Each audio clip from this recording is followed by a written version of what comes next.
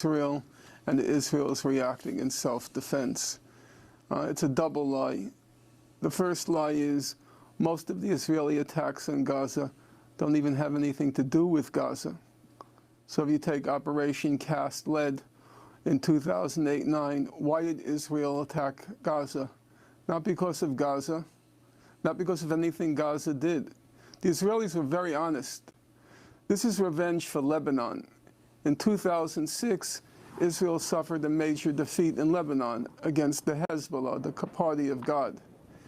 And then Israelis began to panic. They're losing what they call their deterrence capacity. And their deterrence capacity simply means, it's a fancy technical term for the Arabs' fear of us. And they worried because the Arabs no longer fear them after this, you know, not a ragtag guerrilla army, but it's not a big thing either. It's about 6,000 fighters, the Hezbollah at the time was 6,000 fighters. And they effectively inflicted the defeat on the Israeli invaders of Lebanon. And so they were looking for somewhere where they could restore what they called their deterrence capacity. They didn't want to tangle again with the party of God, with the Hezbollah, so they targeted Gaza. It had nothing to do with Gaza. The notion that they're defending themselves against Gaza. The second big lie is, what does Gaza consist of? When you read the official reports, even when you read the human rights reports, they talk about this big arsenal of weapons that Hamas has accumulated. Number one, how do you know how many weapons they have? If you knew how many weapons they have, then you must know where they are. And if you know where they are, then Israel would preemptively strike. If it's not preemptively struck, it's because it doesn't know anything about the weapons. Israel plucks numbers out of thin air, and then all the official media and even the critical human rights organizations repeat these numbers. They talk about Grad missiles and Fajr missiles. What is Gaza? What are its weapons? What is its arsenal? Let's take the last attack. We know exactly how much damage was done by these weapons. There were 5,000 so-called rockets and 2,000 mortar shells fired at Israel. So altogether, that's 7,000 projectiles. You know the damage done? Israel's Ministry of Foreign Affairs had a diary listing all the damage done each day. 5,000 rockets, 2,000 mortar shells, one house was destroyed. One house. How is it possible that 5,000 rockets and 2,000 mortar shells can only destroy one house?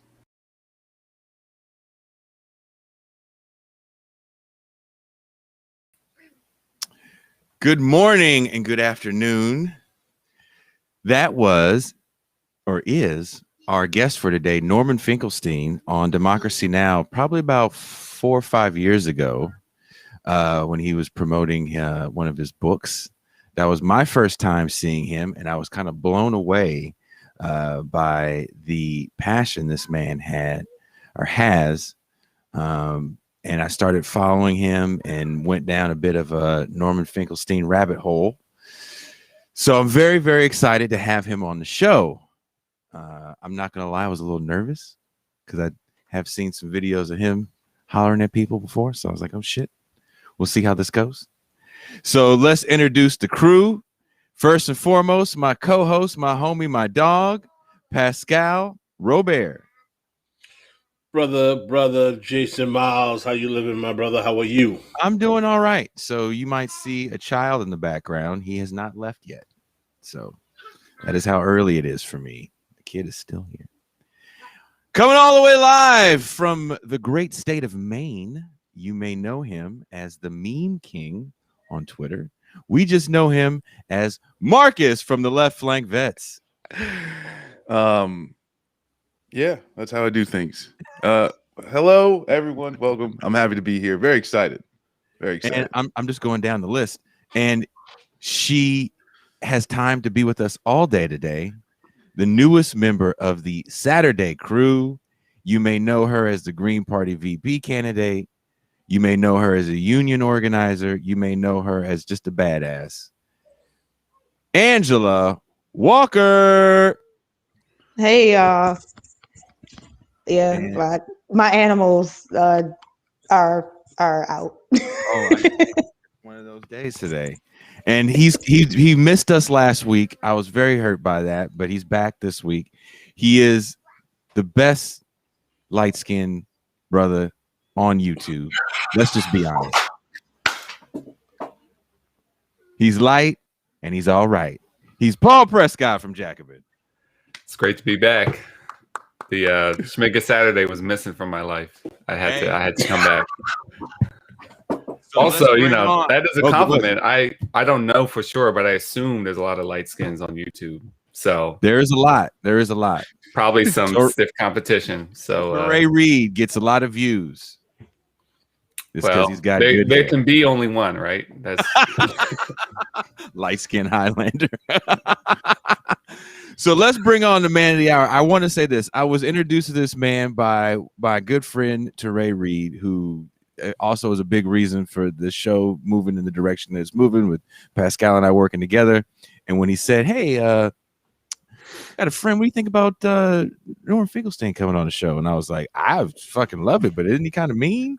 And he laughed. And so we had an email exchange, and I got to talk to Norm a few times, and I actually really enjoyed talking to him. He's really lucky I don't live in New York, because I'd be knocking on his door just asking to soak up some of this game. So without any further ado, please welcome Norm Finkelstein. Thank you for having me. Does light skinned mean he's white or he's light skinned black? No. I don't Paul know is a the gangster. lingo. I don't know the lingo. No, he's not. So, no. well, Go ahead, Paul. I mean, this could be a whole show. My father is black. He's from Barbados. My mother is white and Jewish. So Okay. all So that. you're in the Sean King Talcum X range. No. So Norm. So check it, Norm. That's not cool. Is it not? Oh my God, this show. Is it not? So I love Norm. that line. So Norm. So we're talking on the phone last night, right? And Man, Norm this goes, starts with a bang. Norm goes like this. Norm goes, hey, you know Sean King? Have you heard these names? They call him Talcum X. He goes, I love that. He goes, Martin Luther Cream. He goes, man, I love that. So Sean King in the black community is kind of some bad shit. So Paul is not Sean King. Paul is the anti-Sean King. This is why I had to take a little 2-week break from the show. Oh my God. Paul is the anti-Sean King. So Joanna, can you make an anti-Sean King Paul thing, a meme, so we can make that go viral, so people know that Paul and Sean King are not the same guy? What's Sean King gonna do? Protest your house? He ain't gonna do shit. I mean, now you got Umar Johnson plus Sean King. You're uniting a big alliance, a big anti-Paul alliance. Damn. Whew. No, Paul. What I'm saying is we got your back. You don't want us to come to Philly. From all the way in California. Great. Well, they're in Philly banging down my door. Hey, that's right. I'm on the East Coast with you, Paul. I got you. There you go. Okay. Angela's right I'm there. close. Marcus is right there with you. Yeah, we will have so many brothers at your door. You don't even worry about it. Umar can get this work, and I said it. All right, I don't have my red bandana anymore in the background.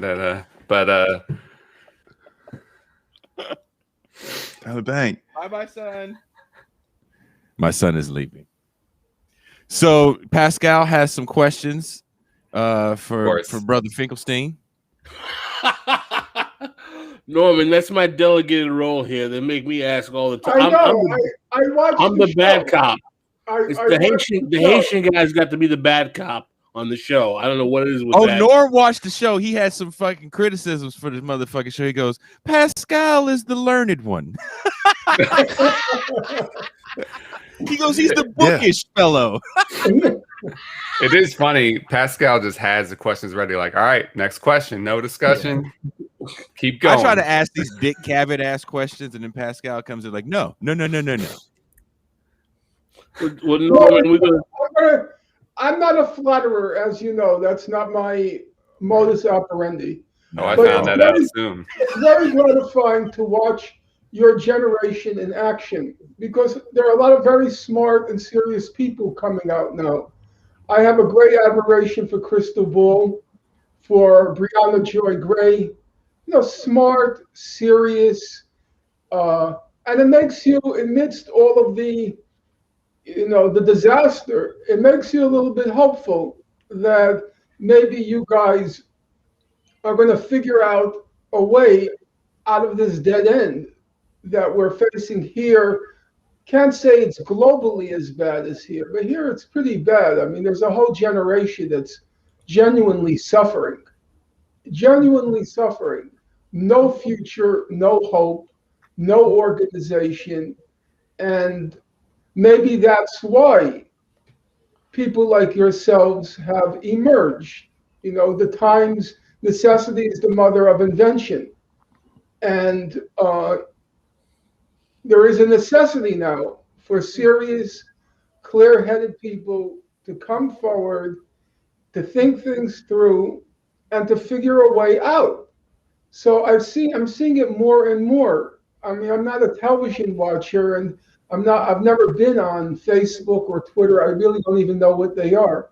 But I do occasionally go on YouTube, and I see just really smart and serious people like yourselves, and that makes it makes you a little bit hopeful. It's the only thing that makes me hopeful, that there are people who are having serious conversation. And Pascal, he comes prepared with questions. I saw the other day Brianna Joy Gray. She's debating this guy Eddie Glaub. You know him from Princeton. Oh, very much so. Yeah. And she has his book, his latest book, the book on James Baldwin. She has the book down pat. She's saying, chapter and verse. And I'm thinking to myself, okay, this woman has done her homework. And it was a good show. It's a good show because people are coming prepared, they're thinking, they're serious. So I want to, tell you that, not to flatter you, but to tell you that you give hope when you carry on in a serious, competent way. Thank you very much, Norman. We appreciate your support. To have someone of your caliber give us that kind of praise means a lot. It's the same thing with Paul. That's why immediately when I saw him, I thought to myself, okay, he must be a professor. And then when I heard high school teacher, I was actually even more impressed, because he obviously could have been a professor, but he took a calling which in my opinion is much more noble, to be a high school teacher. First of all, high school teachers have a much bigger impact on the person's life than the professor. Most people can never even remember their professors' names. Nobody forgets their high school teacher names. Never. I mean, I still talk with my friends about that high school teacher or that high school teacher. So in terms of having an enduring impact, a high school teacher is way ahead of any professor. But to do it, it doesn't have the stature in our society. So to do it, it's really honorable. It's really and he's a very smart guy. He is. So appreciate that. It's an impressive generation.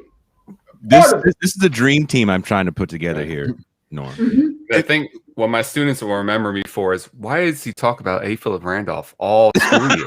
Like, I find a way to insert him in every lesson. But I liked Randolph. I had very mixed feelings about Bayard Rustin.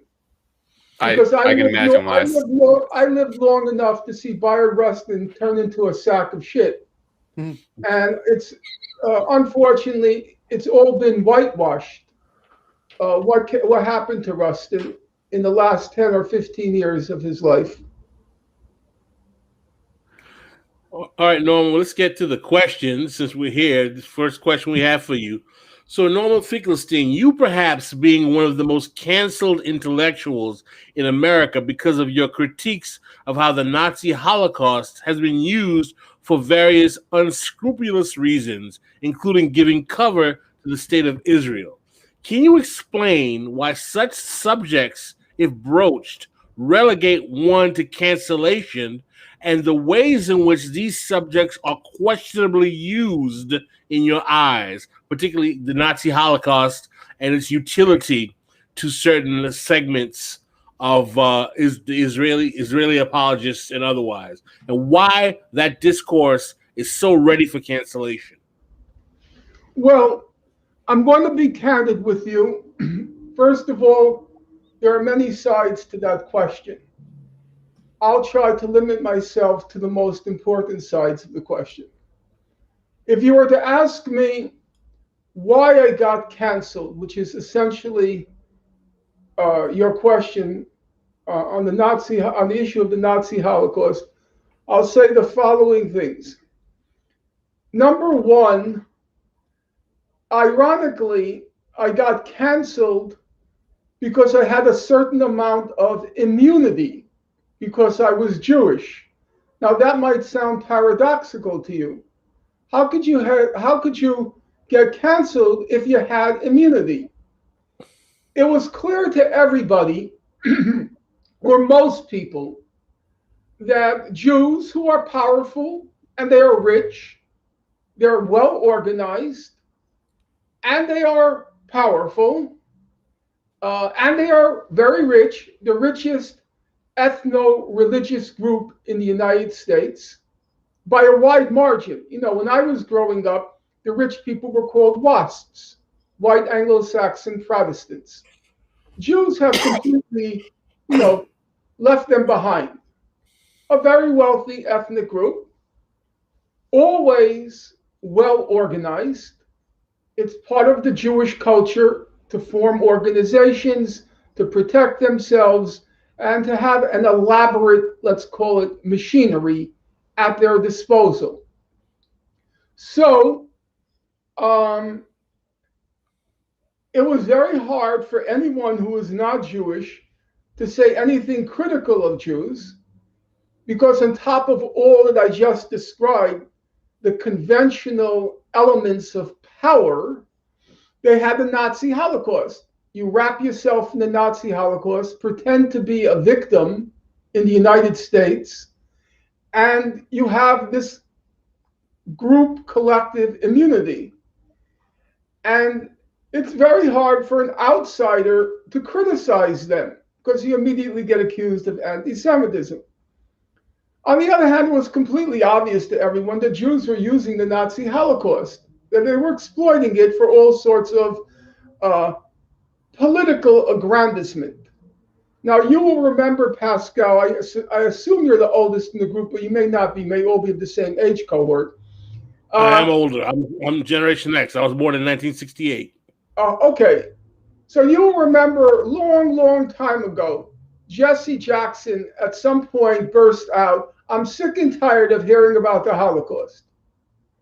And he got into a lot of trouble, even though he was simply saying what everybody else was thinking. "I'm sick and tired of hearing about the Holocaust." I'll give you one example which is very striking to me. And you'll forgive me for digressing, but sometimes digressions are illuminating. When we grew up in school, nobody ever talked about the Nazi Holocaust because it was for various reasons, which I don't have time to go into now. But we all read, Jew or non-Jew, we all read Anne Frank's diary. That was part of the curriculum. It was built into the curriculum. You usually read it in junior high school. You didn't read it as a Jewish document. You read it as a document of human suffering. It was a different era. Can't go into that now. But we all read it. Now, here's the interesting thing. Yes, the Anne Frank diary is very moving. I'm not going to deny that. Why should I deny facts? My credo in life is never quarrel with facts. It's a moving document, and certainly set in its historical context, it's very moving. But then, just in the last few years, I'm going to be honest with you. For the first time, I picked up Frederick Douglass's slave narrative. And I then started to read everything by Douglass. I read the second autobiography, the third autobiography. I started to read the speeches. He was kind of breathtaking. It's just breathtaking prose. How he managed to master it, only God knows, because he only gets out of slavery at 20 years old. His language is just breathtaking. What's my point? My point is, why weren't we reading Frederick Douglass's slave narrative in junior high school? It's just crazy. Slavery happened here. The Nazi Holocaust happened there. Frederick Douglass's slave narrative is not inferior in literary value to Anne Frank's diary.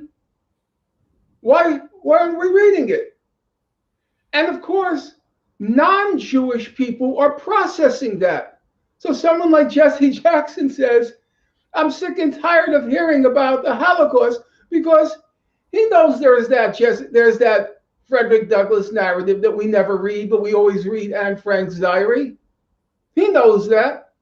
So he said it, and he got a whipping for saying it. I had the immunity because I could say it, but my parents were in the Nazi Holocaust. So you ain't playing that anti-Semite card with me. My father was in Auschwitz. My mother was in Majdanek. Every single member of my family was exterminated. I never had an aunt, an uncle, a cousin, a grandmother, or a grandfather. Nothing. Everybody was wiped out. So I had a certain immunity, or at least it seemed as if I had an immunity, because you couldn't play the anti-Semite card with me or Holocaust denier card with me. So given that I had or thought I had a certain immunity because of my family pedigree, I started to say things that nobody else dared say. I mean, Jesse Jackson blurted out that comment in a moment of indiscretion, but I started to say it, to document it, to cite chapter and verse about how these crooks, these gangsters, hoaxers, and hucksters, as I called one chapter in my book, these hoaxers and hucksters were exploiting the Nazi Holocaust in order to protect Israel from legitimate criticism, and also in a kind of precursor to the Black Lives Matters grifters. They were engaging in a shakedown racket, pretending, just like the BLM grifters, pretending to represent needy Holocaust victims and going all over Europe demanding billions of dollars in compensation for needy Holocaust victims, as they call them, and then took all the money and put it right into their pockets and right into their bank accounts, just like the BLM grifters. And I called them out on that. I knew the racket. I knew the survivors, of which there were only a few, weren't getting a dime of that money. There was a guy, his name, he's still around, Bert Newborn. He's a big shot, civil libertarian, ACLU, all the fancy liberal woke credentials.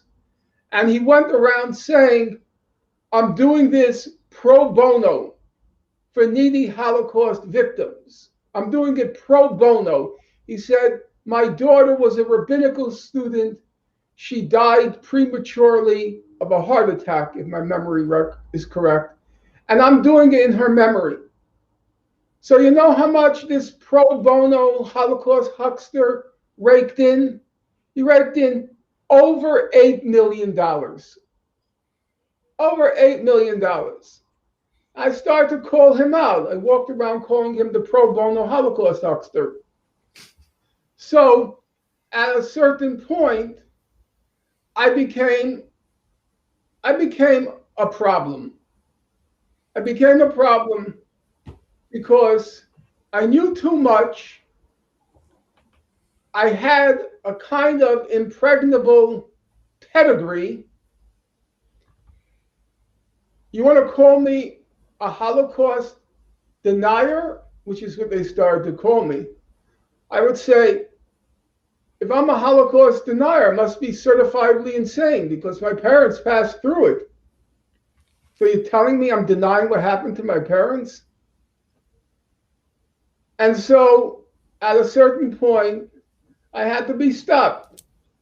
And I'm of the opinion that I wasn't stopped because of my politics. Because, in academia, you can say pretty much what you want. It's a crazy place, has no connection with the real world. At least the social studies. I'm not speaking about the natural sciences. It's a crazy place. This politically correct lunacy. You begin graduate seminars. Each person, you go around the room. It used to be in graduate school seminar, you went around the room and you would ask each student, what are your intellectual interests? That's how I began graduate school the first day. What books are you reading now? What journals are you reading? You know what they talk about? They ask now? You go around the room, what are your pronouns? It's so laughable. Paul Prescott, thank you, lucky stars. He never went into academia. No, really. There was a reason. There's a lot. They ask you your pronouns. So when you ask me my pronouns, I'll tell you my pronoun. Fuck you. Fuck/you. That's my pronoun. Norman, you said something interesting. Wait, I want to just finish it up. So I had to be stopped, but not because of what I was saying in academia. Because in academia, you could say anything.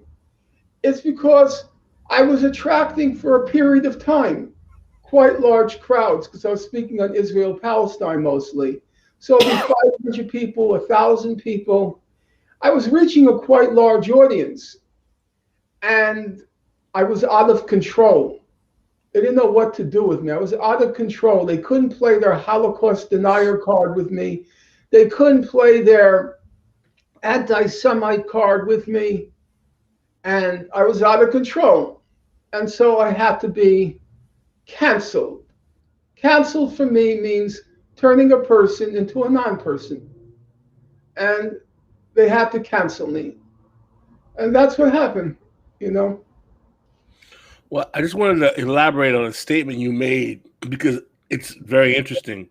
You were talking about how certain members of the Jewish community have a certain degree of wealth, power, and influence. Mm-hmm. What I find interesting is that when individuals state that to demonstrate why criticism of Israel becomes unwelcome in our society, those statements are immediately grounds to be called anti-Semitic. You're totally correct. Believe me, even in reasonable left circles like Jacobin, you can't say that. They say that's an anti-Semitic trope. That's the idiotic language. Whenever I hear the word trope, I want to reach for my gun. But okay, I'm just using that language.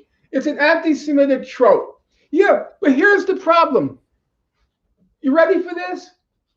What happens if the trope is true? What happens if the trope is true? Jews are rich. Jews are very proud to be rich. We have a Yiddish expression, to kvel. Paul's half Jewish. Do you know kvel? Kvel means to boast. They boast about the fact that they're rich. But then if you say Jews are rich, if you were to say it, Pascal, it's anti-Semitic. Well, what happens if the stereotype is true? It's a stereotype. It also happens to be true. What is a stereotype?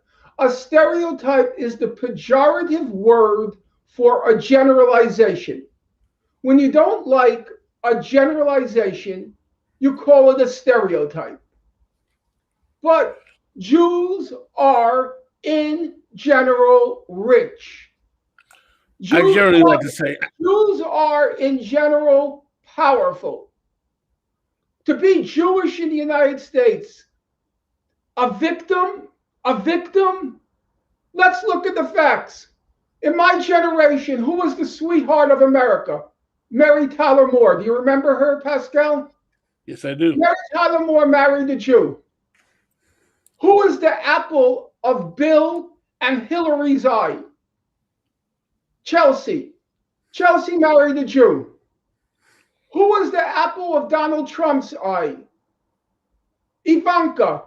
She married a Jew. Poor her, she married Jared Kushner, but she married a Jew. Joseph Biden. He has three daughters. Do you know all three married Jews? Now you telling me the whole ruling class are marrying victims? That doesn't sound right to me. But you can't say that. Jews are rich. We would say, Mazel tov. Good for you. You're rich. You made it. You made it. They made it in the United States. I'm not going to fault them for making it. You know why? I'm going to be honest with you. Jews worked hard. You don't want to hear it? I'm going to tell you. I knew the Charles Schumers. I knew the Stanley Kaplans. You know Stanley Kaplan with the prep. Okay, he was in my neighborhood. His daughter Linda was in my class. They worked hard. They were clever. They made it. They made it. Okay, but then Mazel tov. Good luck to you. But then don't tell me I can't say it because it's anti-Semitic. You got a lot of money. You got a lot of power. You're very organized. That's a fact. You saying somebody is Jews are rich, you're not allowed to say it's anti-Semitic. You know what's another thing it said?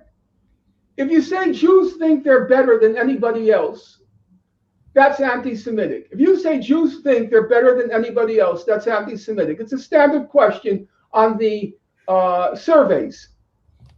Do you believe Jews think they're better than anybody else? If you say yes, you're called anti-Semitic. Now listen, guys. I grew up in a Jewish neighborhood. All my friends were Jewish. I right now live in an all-Jewish neighborhood in Brooklyn, Ocean Parkway. Iraqi Jews, Syrian Jews, Russian Jews, even a communist Jew. 6th floor, 2245 Ocean Parkway, even a communist Jew. I've never met a Jew who didn't think they were superior to non-Jews. I've never met one. I've never met one. So that must mean all Jews are anti-Semites because all Jews think they're better than everybody else. Prescott, you're half Jewish. So I assume you think your Jewish side is better than your non-Jewish side. Oh, don't roll me into this. What? I see all your faces. You're so frightened. You're so like, oh my God. This better not go out on YouTube. It's not frightening, Norm. It's just that we know right now that we will definitely be canceled after this show, or at least won't be able to get anybody in Hollywood on. Relish in the last This Is Revolution show. What? I said, let's enjoy this last This Is Revolution show. You know, we're gonna go out with a bang. So just as Norm, by the way, so there's a man that makes my all the This Is Revolution imagery, and he just hit me up in a text message. He goes, "Man, this Norm guy pulls no punches." I was like, "No, not at all." You know what's funny? You know what's funny? In the real world, now to lower the volume.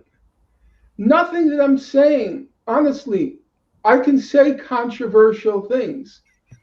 Nothing that I'm saying is even controversial. You just have to look at the statistics on distribution of income. And any sociologist will tell you that by far the richest religious ethno group in the United States is Jewish. And so Pascal asks a perfectly reasonable question. If you say what's factually the case, what's staring you in the face, you get accused of being an anti-Semite. If you read books by Jewish authors, like someone like Philip Roth, he'll write in his novels, he'll say, of course, Jews are reared, they're raised on the ethic that Jews are better. It's a secular version of the chosen people. And you can't say it. That's what's kind of funny. It's something that every Jew will tell you. Most Jews, 99.9%, will brag about. And then if you say it in the open, you say, you're right, you'll get canceled. You'll be taken off Twitter. It's funny. It really is. Norman, I have a question too, because this idea of like canceling, which like I feel like there's varying degrees of what it means to everyone from, hi, I'm someone popular and Twitter's the first time I've ever heard someone criticize me, to something that you've experienced yourself in your professional career, to which case you can't find a job. You've been, blacklisted, you've been cast out.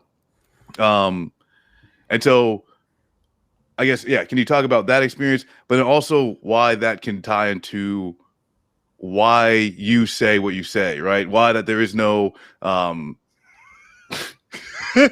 don't even know how to describe it. I'm afraid to say it. But why you talk about what it is? Because if you are able to critique a class that is seen that it's on the lower tier, but then the response to that is you not being able to find a job, were you really critiquing a underserved class? I want to add one thing before we go there. Norman, for me, I don't believe in essentializing anyone. So the same way we can say, I say members of the Jewish community. So yes, there are members of the Jewish community who are very rich. There are members of the Jewish community who are very poor. But you're not going to say that there are no poor Jews in America, because the same way people will say that about Jews, they can say, well, all blacks are poor, all blacks are criminals, all blacks are ex-white. So I'm not a fan of essentializing whole communities based on behaviors of segments of those communities. I would simply say that certain members of X community do X, Y, Z. So look, Pascal, we could have a very long discussion, and unfortunately, your time is limited. And I see from Paul Prescott's face, he's thinking, I don't want to lose my job at my high school, so I better stay quiet. So I don't want to, so to speak, burden you people with my points of view. But on the other hand, Pascal, I think we should make an effort to be intellectually honest. The field of sociology as a field, it couldn't exist unless people made generalizations. Most black people vote Democratic. Most white people in the South vote this way, that way. That's what sociology is all about. You make group generalizations. That's how experts in elections get their candidates elected. They get a focus group representing different groups, and test out certain questions, certain policies to see which works, which doesn't. It all depends on generalization. So when you say Jews are the richest religious ethnic group in the United States, it's a generalization, which means something that's generally true. And why can't you make those generalizations? I spent a lot of time the past few months reading through W.E.B. Du Bois. Again, I'm not a flatterer. It's not my nature.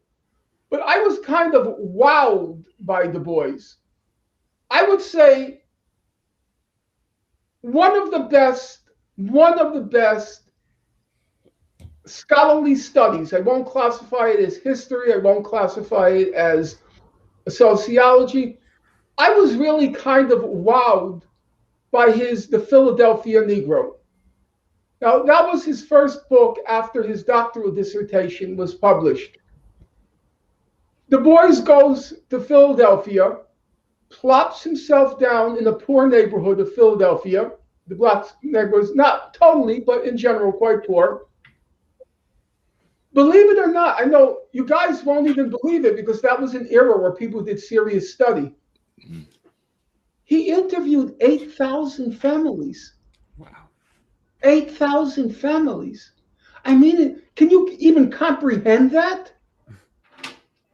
And he writes a sociological study of the Philadelphia Negro. Open up the book. It's all generalizations. It's all generalizing. He generalizes about this group, generalizes about that group. He has some nice things to say about Jews. He says, blacks can learn something from Jews about family life. They can learn something about Jews, I know you'll laugh at this, about saving money. Because he thought black people spend too much money on frivolous things, trying to show off. The whole book is generalizations. And then you, as a perfectly intelligent man, I won't say young, middle-aged, or old, but perfectly intelligent man, you want to say you shouldn't generalize. It's called essentializing. It's not essentializing. Groups behave in certain ways. And then you generalize from that. It doesn't mean there are no exceptions. But this whole framework of thinking now, it's completely, totally insane. It's insane. You listen to Democracy Now!, they talk about people having babies. People have babies. You choose your sex. You choose your sex. I mean, have you fucking taken Bio 101? What are you talking about? You're reading the New York Times. You choose your sex. I mean, it's complete nuts. And I'm not going to be part of it. That's not essentializing. You want to tell me the whole corpus of Du Bois' work? Because he was a pioneer in the field of sociology. You're going to tell me his whole corpus is disqualified because he generalized, and generalizing is essentializing? It's nuts. These people haven't a clue of an idea. They want to write up curriculums. Curriculums? You want to prescribe curriculums? You can't write an English sentence. It's all gobbledygook. It's incomprehensible the way these people talk. I listen to Patrisse Cullors. I'm the object of misogyny. I'm the object of this and me and that and me and thisism and thatism. No, you're not. You're just a crook. It's not complicated. But they're drawing all this phraseology. Hold on. All this phraseology to try to intimidate you. Completely illiterate people teaching English who never read a novel. They never read a novel. You should read Ibram X. Kendi. I've never read prose like that. Ibram X. Kendi. Don't worry.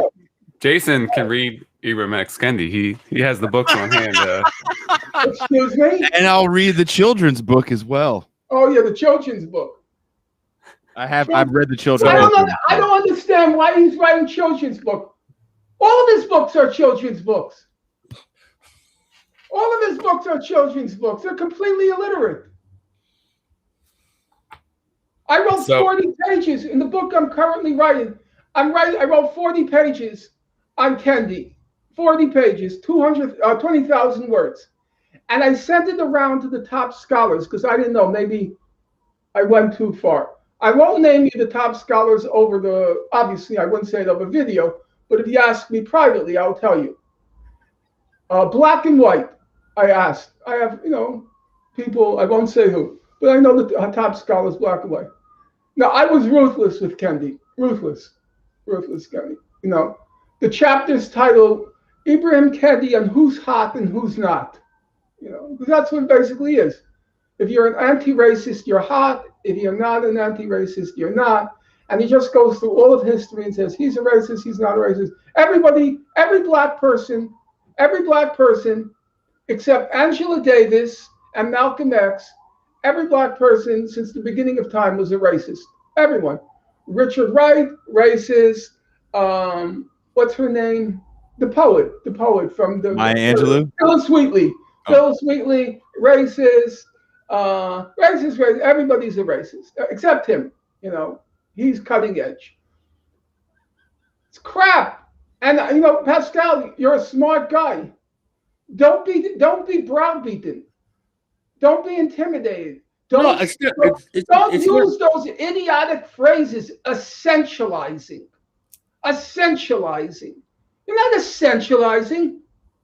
You're doing what any sociologist does. You make generalizations. Yeah, but we also know that the history of sociology was about reconciling poverty with capitalism in terms of the origins of the discipline. So I don't necessarily take the credentials of sociology as being the determinant of human behavior. I tend to try to root it in political economy. So I don't want to mystify it by saying that X is X because they all do that. Pascal, because I respect you, I am compelled to answer you. If I didn't respect you, I would do what everybody does with Obama. Oh, he's so brilliant. He's such a genius. No, I don't do that shit. That's disrespectful.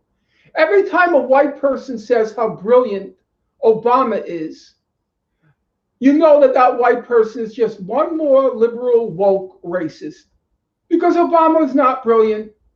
He's not even smart. He's okay. That's it, beginning and end. To respect you is to answer you. You say, I tried to root behavior in political economy. Fine. I have no problem with that. But what is class if not generalizing?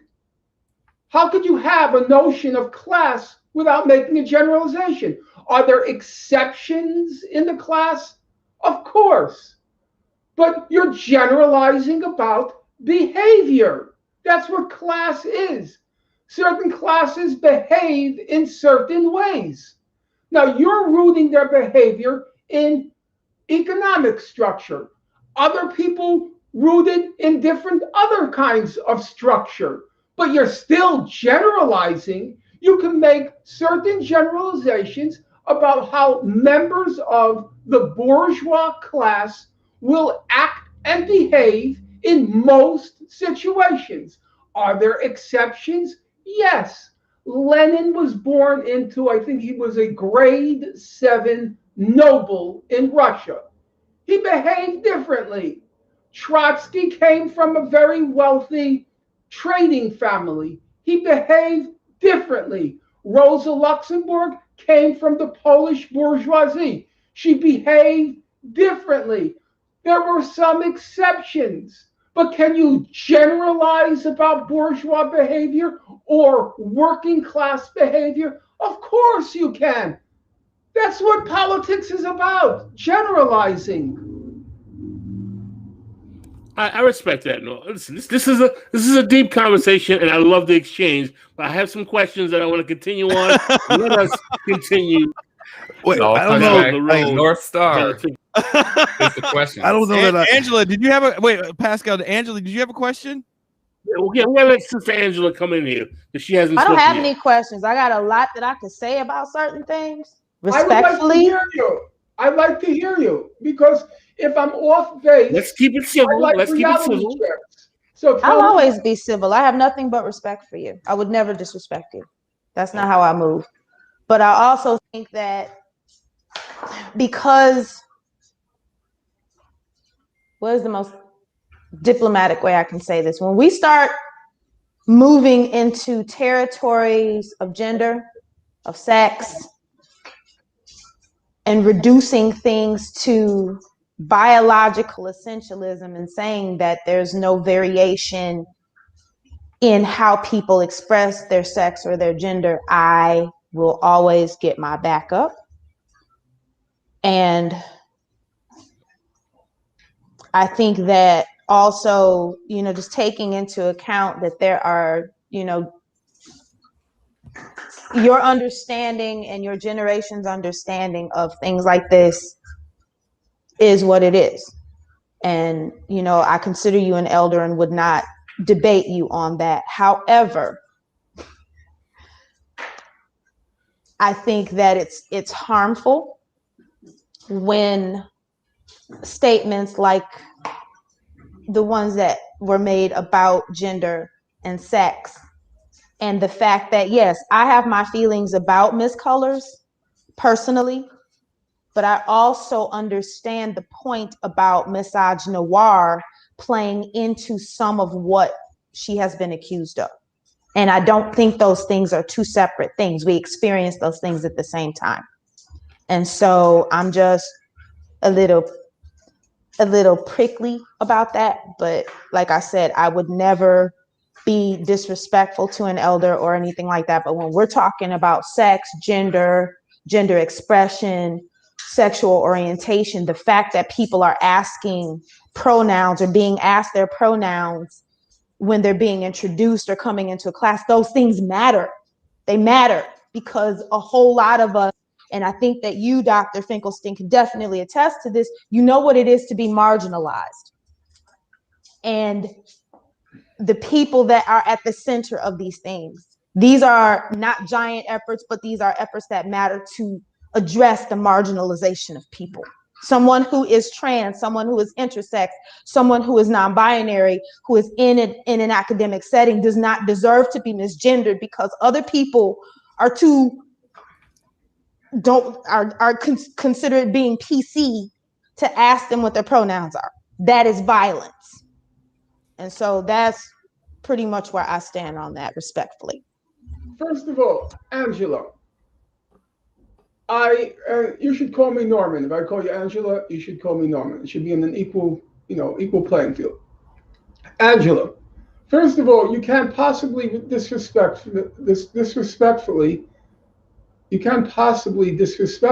me if you treat what I say seriously. That's respect. So if you differ with me, you've listened, you've processed, and you disagreed, that's showing respect. So you don't have to apologize for having listened, processed, and reacted. That's respect. So we should just set that aside. I'm not God, and a lot of my opinions are not based on having exhaustively read on the subject.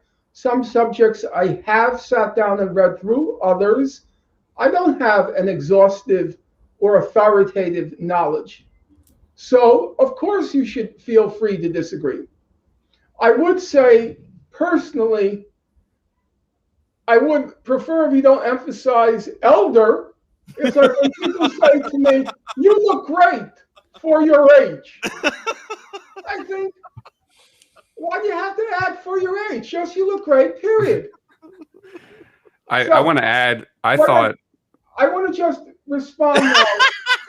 In my community, it's a term of respect. I just want to say that. I'm old school Black, and we were raised a certain way. And I think, those, Pascal, you know what I'm talking about. We were raised a certain way. It's not saying, oh, you're older. It's respect. I want to tell you something interesting, Angela. I mean, you asked 3 substantive questions, and I have to answer them.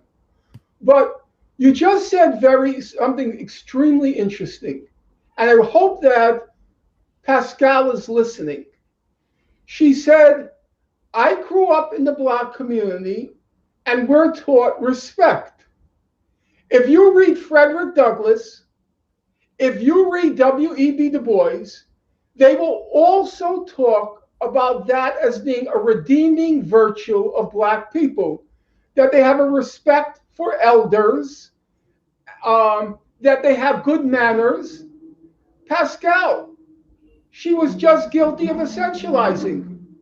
She made a generalization about Black people. I'm from the Black community, and we grow up respecting elders. That was essentializing. And I'm surprised you didn't step in and say, Angela, we shouldn't make generalizations like that. Those are essentializing. You didn't. You know why you didn't? Because you know what she says is obviously true. Anybody who, young Black males growing up in the church, I see it in my students. They're much more respectful of me than my white students. It's just perfectly obvious. It's perfectly obvious. So what she's saying is true. It is a valid generalization. It's not essentializing. Having said that, I don't like to be the big person on the screen. Would you mind having Angela on the screen? Not because I'm being a chauvinist, but because I feel better about it. I don't like staring at myself like I'm, on Mount Rushmore. So, Angela, you said three things. Number one, the thing you said, talking about sex and gender and making generalizations. If you go back and look at the tape, the video, I never used the word gender. I said sex. Now, a few of my best friends are doctors. One of them is a pediatrician. He says, part of my job, when a baby is born, the first thing we have to do is classify it by sex. Male, female, in the most remote, rare cases, very rare, you have intersex.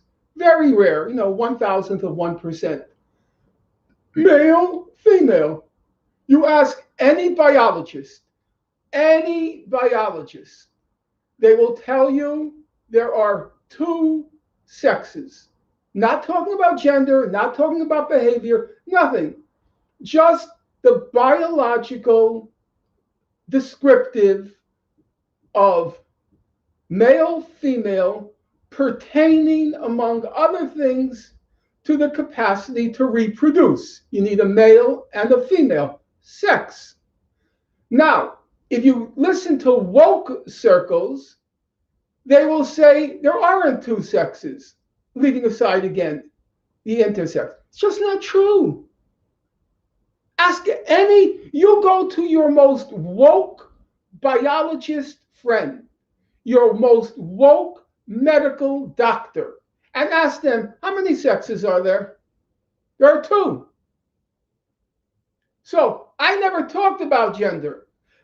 Angela, I'm going to be perfectly frank. I never talk about sex. I'm not a biologist. I'm not a physician. I ask physicians. I ask biologists, is there any basis to this? And they laugh at you. It's like completely crazy. Now, in terms of behavior, of course there's a huge range. Of course there's a huge range. I'm not going to deny that. Anybody who studied Anthropology 101 knows that varying with cultures, forget about within culture, varying between cultures, the range of behaviors is quite extreme. So I have no quarrel with that. Now, on the question of graduate student seminar, I don't want to be rude here, but you know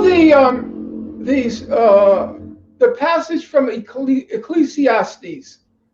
There's a time and place for every season. There's a time and place for every a time and place. When I go to graduate school to seminar,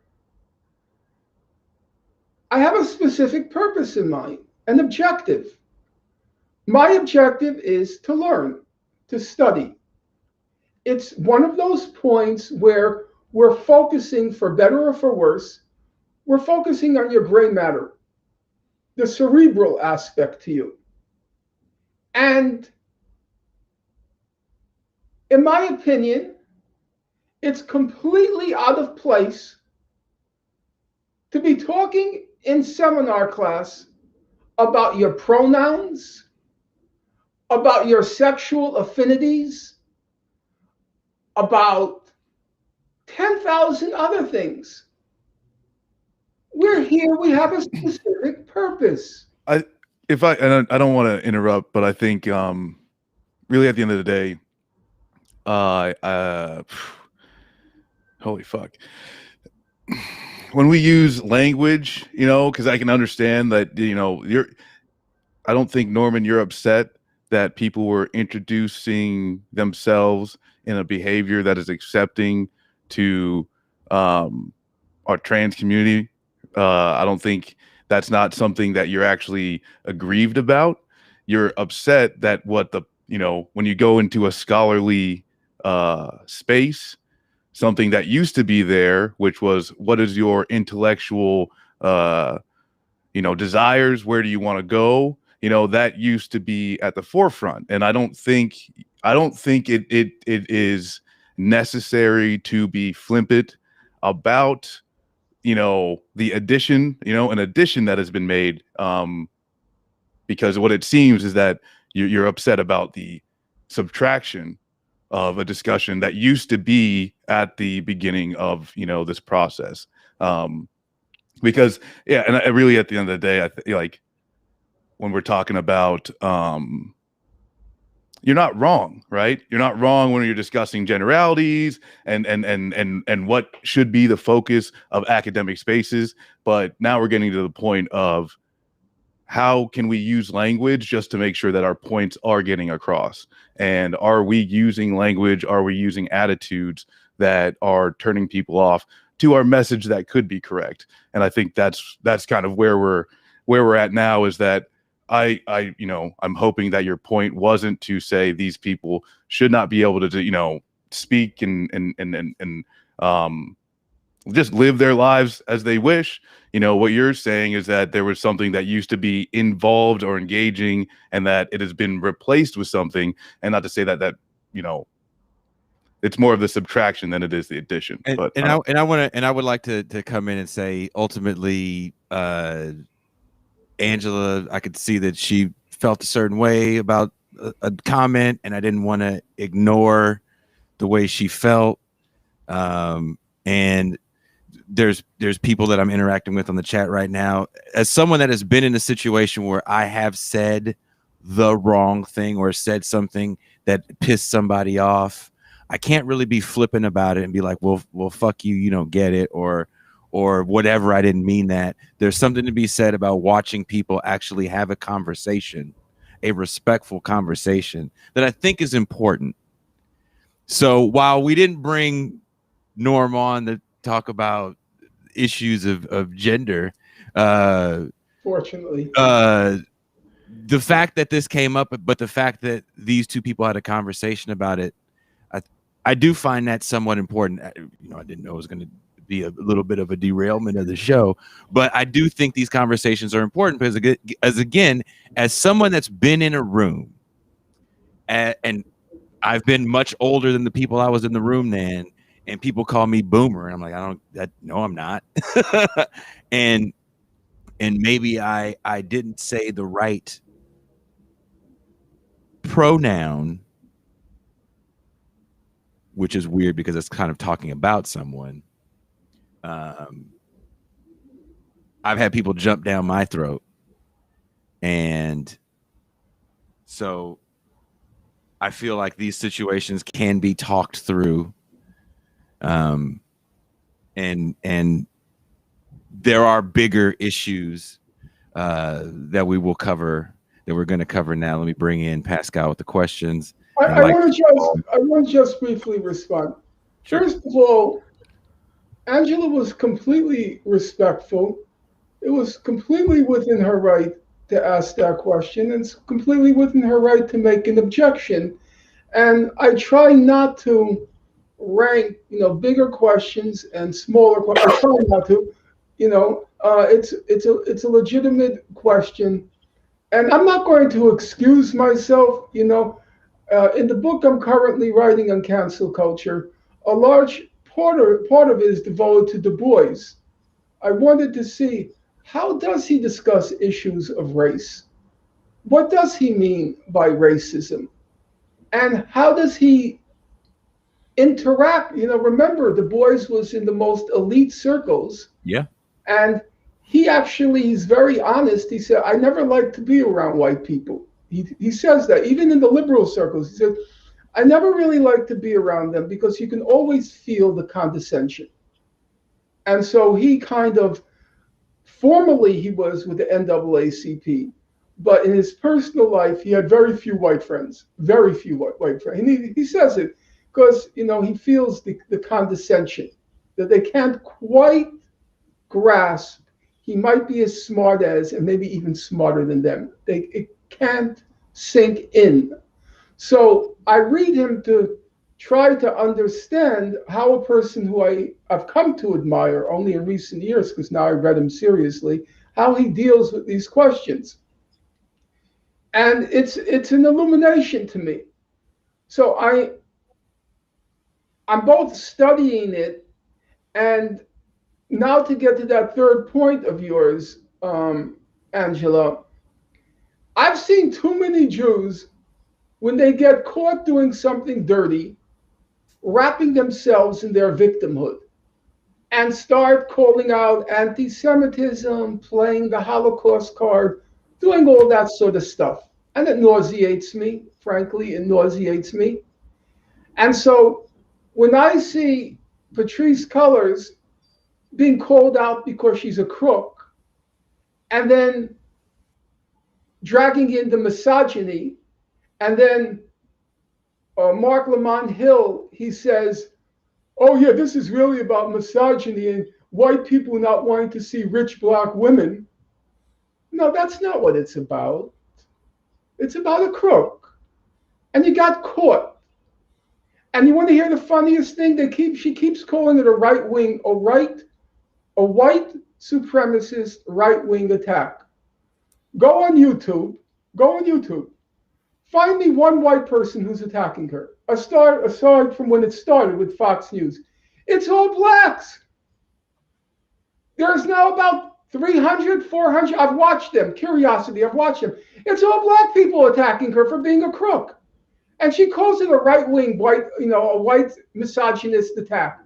Has misogyny come out? Yes, of course it has. And guess what? Some of the people who accuse Jews of exploiting the Nazi Holocaust, they're anti-Semites. I know that. But what they're saying is true. Jews are exploiting it. Personally, I can disagree with people here. I don't like Louis Farrakhan. I think he's kind of, Al Sharpton on steroids. But when he says certain things, they happen to be true, and I have to deal with the truth. It's like when people say you're a self-hating Jew. I say, okay, but how does that change the facts? If I were a self-loving Jew, does that mean everything I say is true? Whoever I am, it's irrelevant. And the same way, she's using those claims about misogyny and this to deflect from the fact that she's a crook. And I don't go for that. It's a game. Jews are very adept at playing that game. I've watched it my whole life. I don't like it.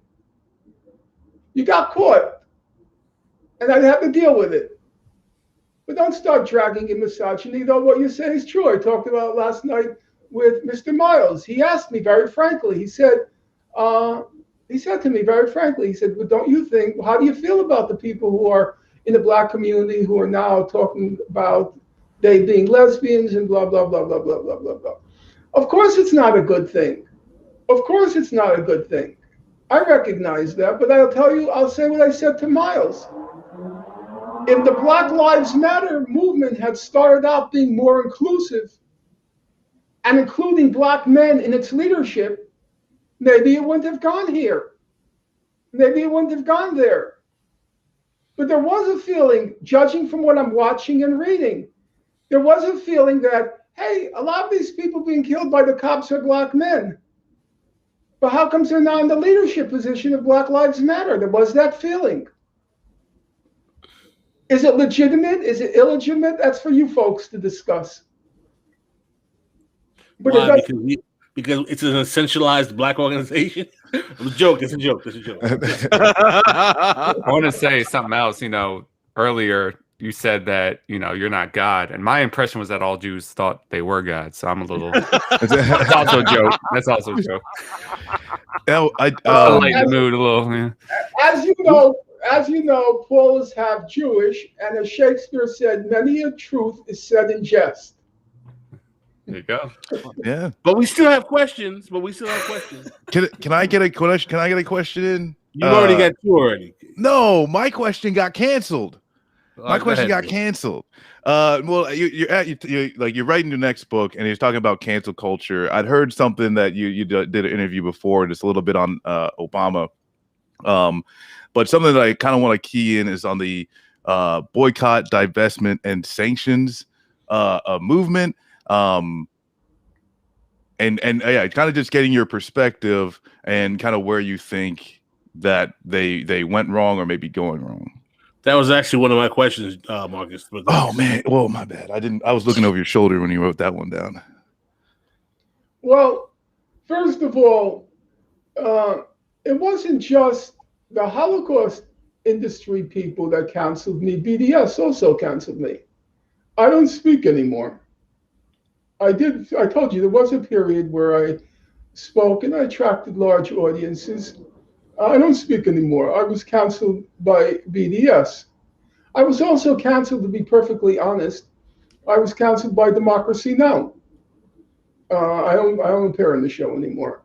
Amy is very politically correct, you know.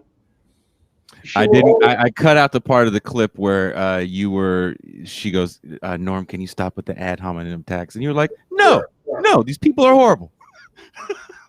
Ad hominem attacks are only permissible for people you don't like. You're allowed to call Saddam Hussein a murderer or a killer or this or that. But when you say it about somebody who's respected, then it becomes an ad hominem attack. Only the enemies are allowed to be called using personal. Yeah, I'm not going to. I say Bert Newborn is a Holocaust huckster. I tell him to his face. He's a crook. Is calling a crook a crook ad hominem? I don't know. These are dictionary words. They have definitions. If the definition fits you, I'm going to call you that. You're a crook. Is that ad hominem? It's ad hominem if you don't demonstrate it. Then it's ad hominem.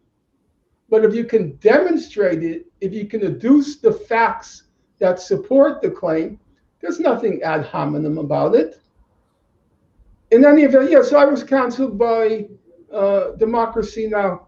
She accused me of white male privilege. I thought it was interesting. Amy Goodman accuses me of white male privilege. Her father went to Harvard. Her 3 siblings went to Harvard.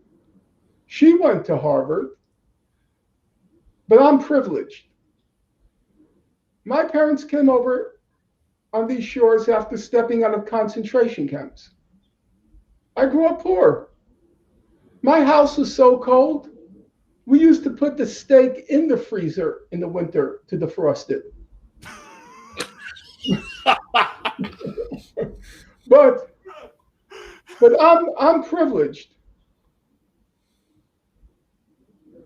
And white male privilege. That was your moment, Pascal. You know, I'm privileged. All right, no, we're gonna go. White male privilege. She put me in the same category as Jeffrey Epstein, Harvey Weinstein, you know, Steen. We're all white male privileged. And that, you know, Angela,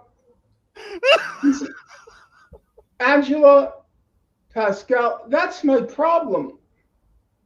Amy Goodman is a perfectly intelligent person. I knew her for 30 years. I knew her before she was Amy Goodman. I knew her when she was just Amy, a friend of mine. I knew her through a mutual friend. And now, probably one of the most privileged people on earth. I don't think there's any family in the United States, where all four siblings went to Harvard. Not even a Kennedy. Impossible. No. Very unusual. Probably in the whole United States, hers is the only family where all four siblings went to Harvard. And she talks to me about privilege. That's the whole thing with this cancel culture. It's the most privileged people on God's earth, talking down and telling white workers you're privileged. It's just funny. The blindness, the lack of self-awareness, it's breathtaking to me. This whole so-called left culture, it's not left, it's lunatic. They talking down to white workers about white workers' privilege. So, having said that, the question of BDS. Yes. There are two things to say about BDS. Number one, I had disagreements with them over their platform because I thought the platform was inconsistent. They claimed that they were basing their goals or objectives under international law. I know international law pretty well. I teach international law. And just as international law says, Palestinians have a right to self-determination. Palestinians are a people. The occupation is, at this point in time, illegal under international law. Israel has to withdraw. Palestinians in Israel have the right to equal rights, and Palestinian refugees have the right to return. I agree with all of that. I have no problem with that. But international law is like all law. Law is about rights, but it's also about responsibilities. Law is about rights, but it's also about obligations. You have a right to cross at the red light because, you have a right to cross at the green light because you have an obligation to stop at the red light. There's the right and there's the obligation. Now, if you look at international law, Israel, under the law, I'm not talking about personal opinions. Under the law, Israel is a state. You may not like that fact. You may be very angry at that fact, but it's a fact nonetheless. And so if you claim to be basing your program on international law, if that's what you claim, then you have a right to self-determination. You have a right to return if you're a refugee. You have a right to equal rights as a citizen in Israel, but you also have an obligation to recognize Israel. Now, of course, you have the option of saying, I think international law is a crock. It's racist, sexist, imperialist, Zionist, male chauvinist, blah, blah, blah, blah, blah. You could say all that. And I don't have a quarrel with that. I have a quarrel with the hypocrisy.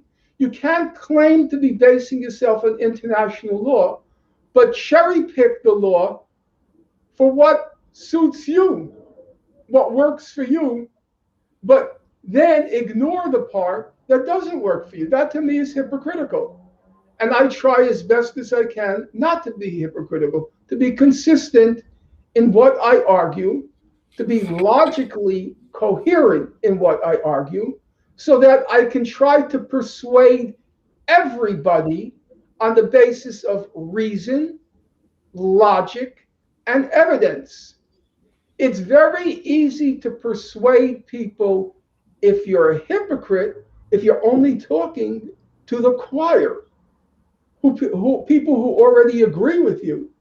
But the moment you go before a broad public, which can think for itself and is not yet persuaded, you can't convince anybody if you're being transparently hypocritical.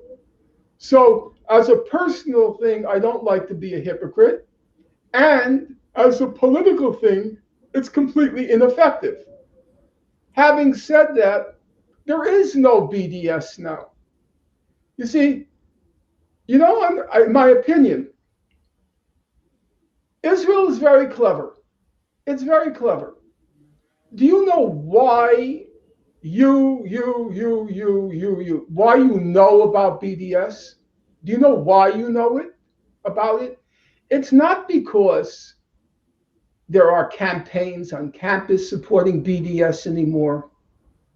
It's not because there's pressure being exerted on Israel. The only reason you know about BDS now is because Israel loves BDS. For Israel, they claim every critic of Israel is really being manipulated by BDS, and that BDS wants to destroy Israel. That's what Israel claims. And so it gets to delegitimize, to suppress all criticism of Israel by claiming all the criticism is BDS. And so, as all of you know, every time the question of Israel comes up, and it's critics. What does critics say? What does Israel say? Its critics, they're all BDS, BDS, BDS. There is no BDS. It's not true. There's no BDS. But They isn't there? use it just like they use the Hamas rockets. There were no Hamas rockets. If you had finished the tape at the beginning that you played of me, I would go on to say there are no rockets. It's just a fantasy. The 5,000 rockets, They're 2,000 bottle rockets, and 5,000 There were- mortar rounds. it's- Yeah. It's more dangerous for me to walk on the boardwalk of Coney Island, where I live, on the 4th of July. It's more dangerous for me to walk on that boardwalk on the 4th of July than to be in Israel and being attacked by the bottle rockets. There are no bottle rockets. The only reason one house was destroyed is that probably the bottle rocket hit the boiler room. That's why. There are no rockets. There are no rockets, but Israel uses the rockets every time it goes on a massacre or murder spree in Gaza. And it does the same thing with the BDS. It keeps shouting and shouting, BDS, they want to destroy us. They don't want to recognize us. They want a second Holocaust. They love the BDS. It's just being used. Well, I was going to ask you this about BDS. Isn't there, like, I can't remember the woman. There was a woman, I believe she was Palestinian. She was a teacher, and she had to sign an agreement that she wouldn't be part of BDS. And Abby Martin recently, I think it was a year or so ago, had a speaking engagement canceled because she had to sign something saying that she wasn't going to say anything negative about Israel. Before we continue, can someone state the definition of BDS for our audience who are not familiar with the acronym, please? It's just the acronym for boycotts, divestment, and sanctions, meaning encouraging the boycott of Israel or boycott of its settlements in the West Bank, divestment, or sanctions, basically modeled after what was called at the time the anti-apartheid sanctions movement.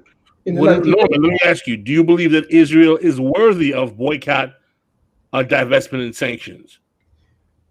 I was very active in the South anti-apartheid sanctions movement. I mean, I can even tell you the slogans to this day. Bowen, you can't hide. William Bowen was the president of Princeton. Bowen, you can't hide. We charge you with genocide. I remember everything very vividly. You can ask one of the lead activists, brilliant guy and a very impressive guy, Larry Ham from New Jersey. I suspect some of you might know him.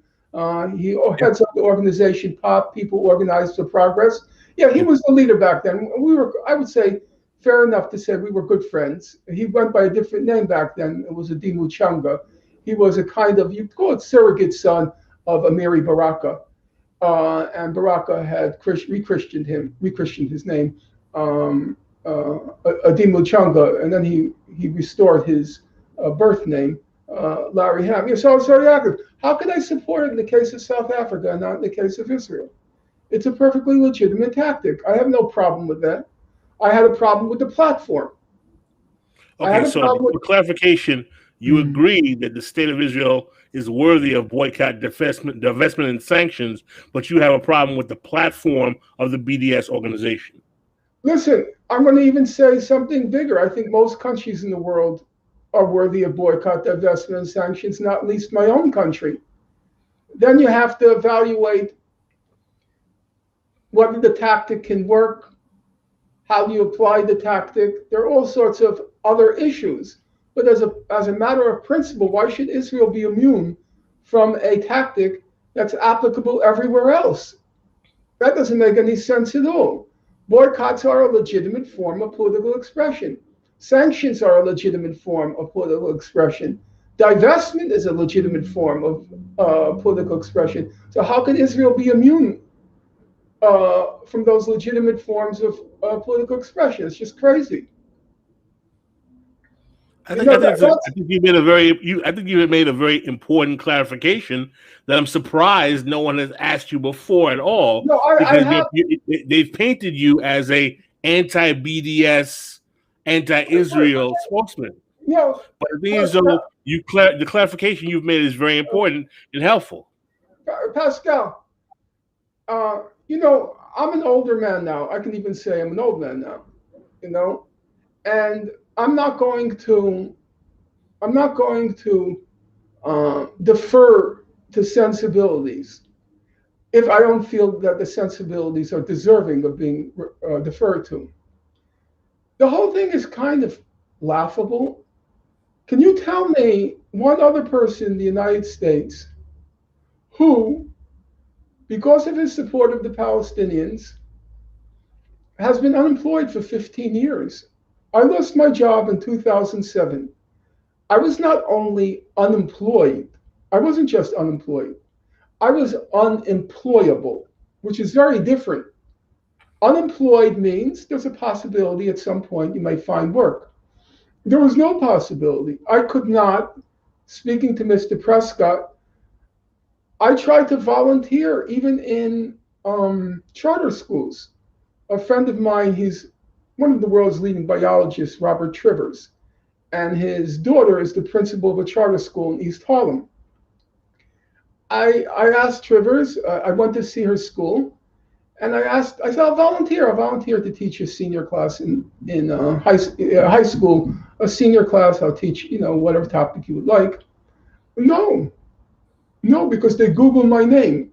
And when you Google my name, what do you get? 40,000 websites saying he's a Holocaust denier, and another 40,000 saying he's a terrorist supporter. So you can imagine, I understood the principal's dilemma. She hires me, and then I have a reputation for being a good teacher. I think I could say that without sounding boastful. The student goes home and says, "Ma, I have a great teacher. Oh, he's such a great teacher. Oh, really? What's his name? Norman Finkelstein. Oh, Norman, let's Google him. Oh my God, he's a Holocaust denier." So, that's her dilemma. Okay? So I've been unemployed for 15 years. 15 years. I don't want to be dramatic about it, but I'm going to be factual about it. It's very hard for 15 years to get up in the morning each morning and not know what to do with yourself, to justify your existence, to give you a purpose, at least for that day. Okay, I got to go to work. I got to prepare a lecture. I got to grade papers. I got to attend a departmental meeting. But for 15 years, I got up. I just stared at the white wall. Not easy. And then it's funny. I get accused of being a liberal Zionist, of being an apologist for Israel. It's funny. You have to laugh, don't you think? I don't see why any of you aren't laughing. I don't see how somebody can say. I don't see how somebody can call you an apologist for Israel. Yeah, because I criticize BDS, and that's the cult of the moment. That's BDS just BLM. It's one of those hip, chic, radical acronyms. I support BDS. I support BLM. But you know how they support it? I'll tell you how they support it. People won't like to hear it, but I'll say it. So Mark Lamont Hill, big supporter of the Palestinians, big supporter of BDS. And he goes to the UN. He's invited to the UN to speak. And he gives his talk. And he uses the expression, Palestine will be free from the river to the sea. A common slogan that used to be shouted, meaning from the Jordan River to the Mediterranean Sea, meaning we're getting rid of Israel. Palestine will be free from the river to the sea. And he's very militant. You know, Mark Lamont Hill, he's a real radical, real militant, unlike that guy Finklestein, you know, the liberal Zionist. So Mark Lamont Hill, to his misfortune, though I'm quite glad it happened, he got called out on it. All the Jewish organizations get on his case. Yeah. And what does he do? Go back and see what he does. He says, I didn't mean Israel should disappear. I'm all for two states. I never meant what I said. Yeah, Pascal, go and look. That's the radicals. The moment, because, you know, he got cancellations. He got canceled from CNN and he got canceled from somewhere else. I can't remember where. The moment they have to pay a price, they're such grovelers, such sycophants, such bootlickers. Oh. Did I do that? I accepted the price. And you know why I accepted the price? Listen up, guys. Mm-hmm. And guys, I include women. I don't know. That's how, okay, guys. Yeah. We're all good. We're all good. Offensive. So, We're all good. Okay. So, you know why? I'll tell you why. Because when I was like 18, when I was 18, I can still remember now. I sat in my bookstore of my college, and there was a book by a guy named Eric Bentley.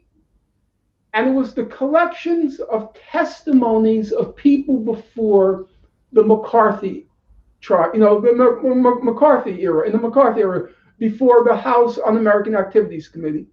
And I can tell you now, I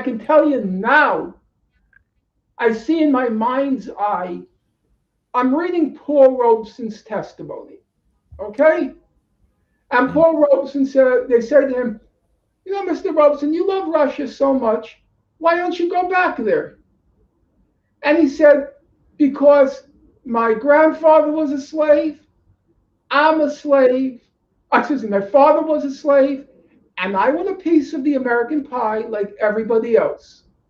And then they kept hounding him and hounding him and hounding him. And he said, one of the quotes I carried with me till this day, I will not retreat 1,000th part of 1 inch. I will not retreat 1,000th part of 1 inch. And he paid the price. His income in 1949 was $200,000, which was quite a lot of money back then. 1950, it was $6,000. He was completely blacklisted. As you know, his name was removed from all the record books. He was he was by any reckoning an exceptional, extraordinary human being. And I internalized that. I would never, unless I'm wrong. If you show me I'm wrong, the dignified thing to do is to say, I made a mistake. But to be browbeaten, do you know what's his name? Langston Hughes. You know what Langston Hughes did before the McCarthy hearing? He said, if you find anything in my books in support of communism, you should burn them. He told the McCarthy to burn his books if he finds anything in support of communism. And then I see Robeson. I see Du Bois. You should read the last chapter of Du Bois's autobiography. The last chapter of his last autobiography, he had 3. The last chapter, the last one, he talks how Everyone betrayed him. Everyone walked out on him. He talked about how at his birthday party, nobody showed up.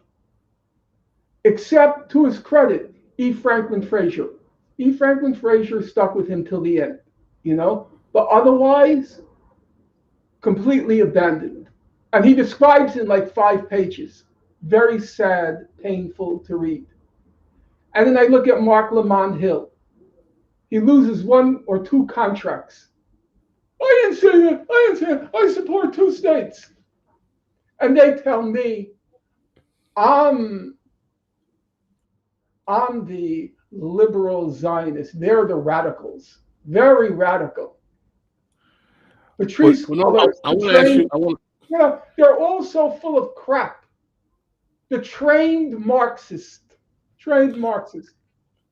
Norman, I want to ask you a question on the 2-state solution. Now, what about those who are supporters of Palestinians and Palestinians themselves, and even particularly some of the Muslim community who say that Israel is a state that was created under the auspices of Zionism in 1947 for over 1,000 years under the state or the nation state of Palestine?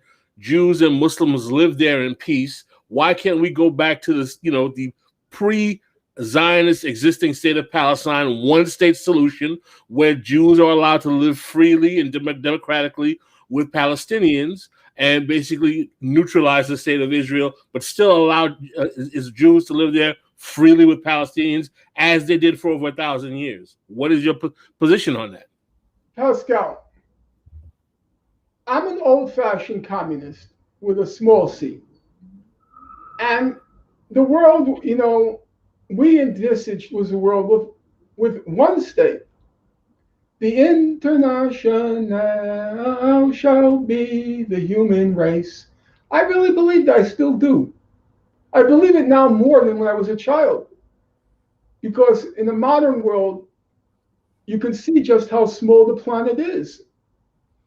It's just a pebble. It's not even a pebble. It's a grain of sand spinning in the universe. So forget about Israel and Palestine being 1 state. There's no problem confronting humanity now that can be solved in the nation-state level. Can climate change be solved in the nation-state level? Can the world refugee problem can be solved in the nation-state level? Can the problem that we're confronting in the advanced capitalist world, with the capitalist system having broken down, can that be solved on the nation-state level? So logically, rationally, we should have 1 state. But there's a problem.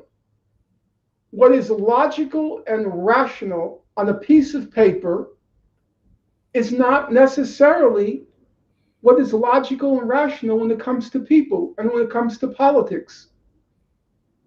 So you have to look, if you're serious about politics, you have to look at political possibility, not at some abstract level of everybody living happily together with everybody else. I think that's a beautiful vision. I still find somewhat inspiring John Lennon's Imagine. I do. But that's a poetic statement. It's not a political statement. If you ask me for rational, here's rational. I'll tell you rational. The U.S. stole 2/3 of Mexico. There are 30 million Mexicans who live in the United States. The Mexican economy is totally dependent on the remittances from Mexicans living in the U.S. So rationally, how should we solve the immigration question with Mexico? Well, the answer is obvious. We should solve it by eliminating the border. 30 million Mexicans live here. We stole 2/3 of Mexico. Mexico's economy is dependent on remittances from Mexicans living here. We should eliminate it. Now, I ask you, Pascal, that all makes not only perfectly rational sense, it makes perfect historical sense. Okay? Is politically that a possibility? Not when you have 800. Not with the United States having 800 military bases all over the world and being the lead imperialist country on the planet. No. Right. It's not possible. Politically desirable, yes. Rational, yes. But politics is about given the distribution of power, which you just described, given the distribution of power, what is possible now or in the foreseeable future? That's what politics is about. So for me, it's not a political question when you ask me something like that. It's a poetical question.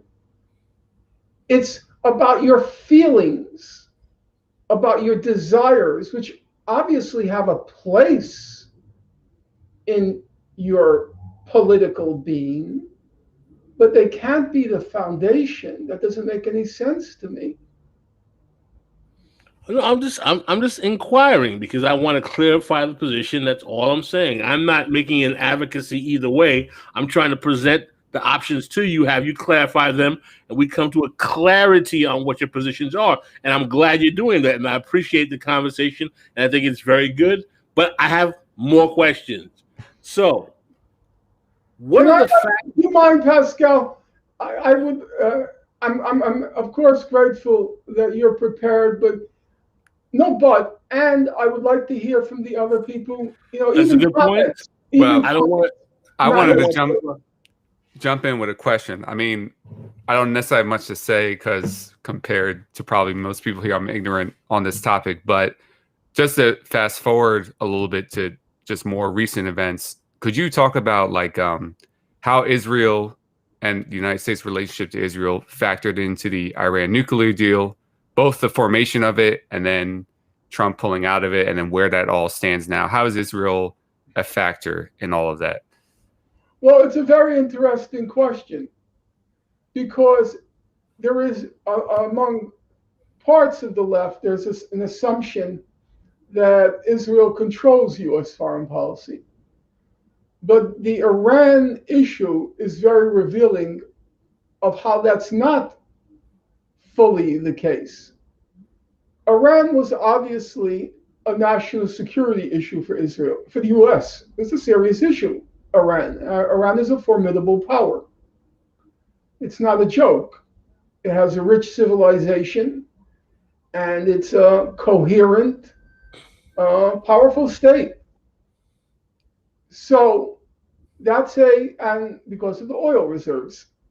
And so that's a significant political issue for the US. Now, what happened? As you recall, in 2016, Benjamin Netanyahu did everything he could to sabotage the agreement that was in the making then. He carried on exactly how he is, an obnoxious Jewish supremacist. Well, it's a fact. His father was just a disgusting human being, a historian at Cornell University. This typical, there's a type. I know this is essentializing. And real quick, can you clarify what is Israel's interest in sabotaging that deal? Yeah, well, I'll get to that. In any case, Benjamin Netanyahu, he barges in our U.S. Congress to tell President Obama the facts. You know, like, we spend trillions of dollars on defense, but we need the Jewish genius to tell us what we don't know. And he barges into our U.S. Congress.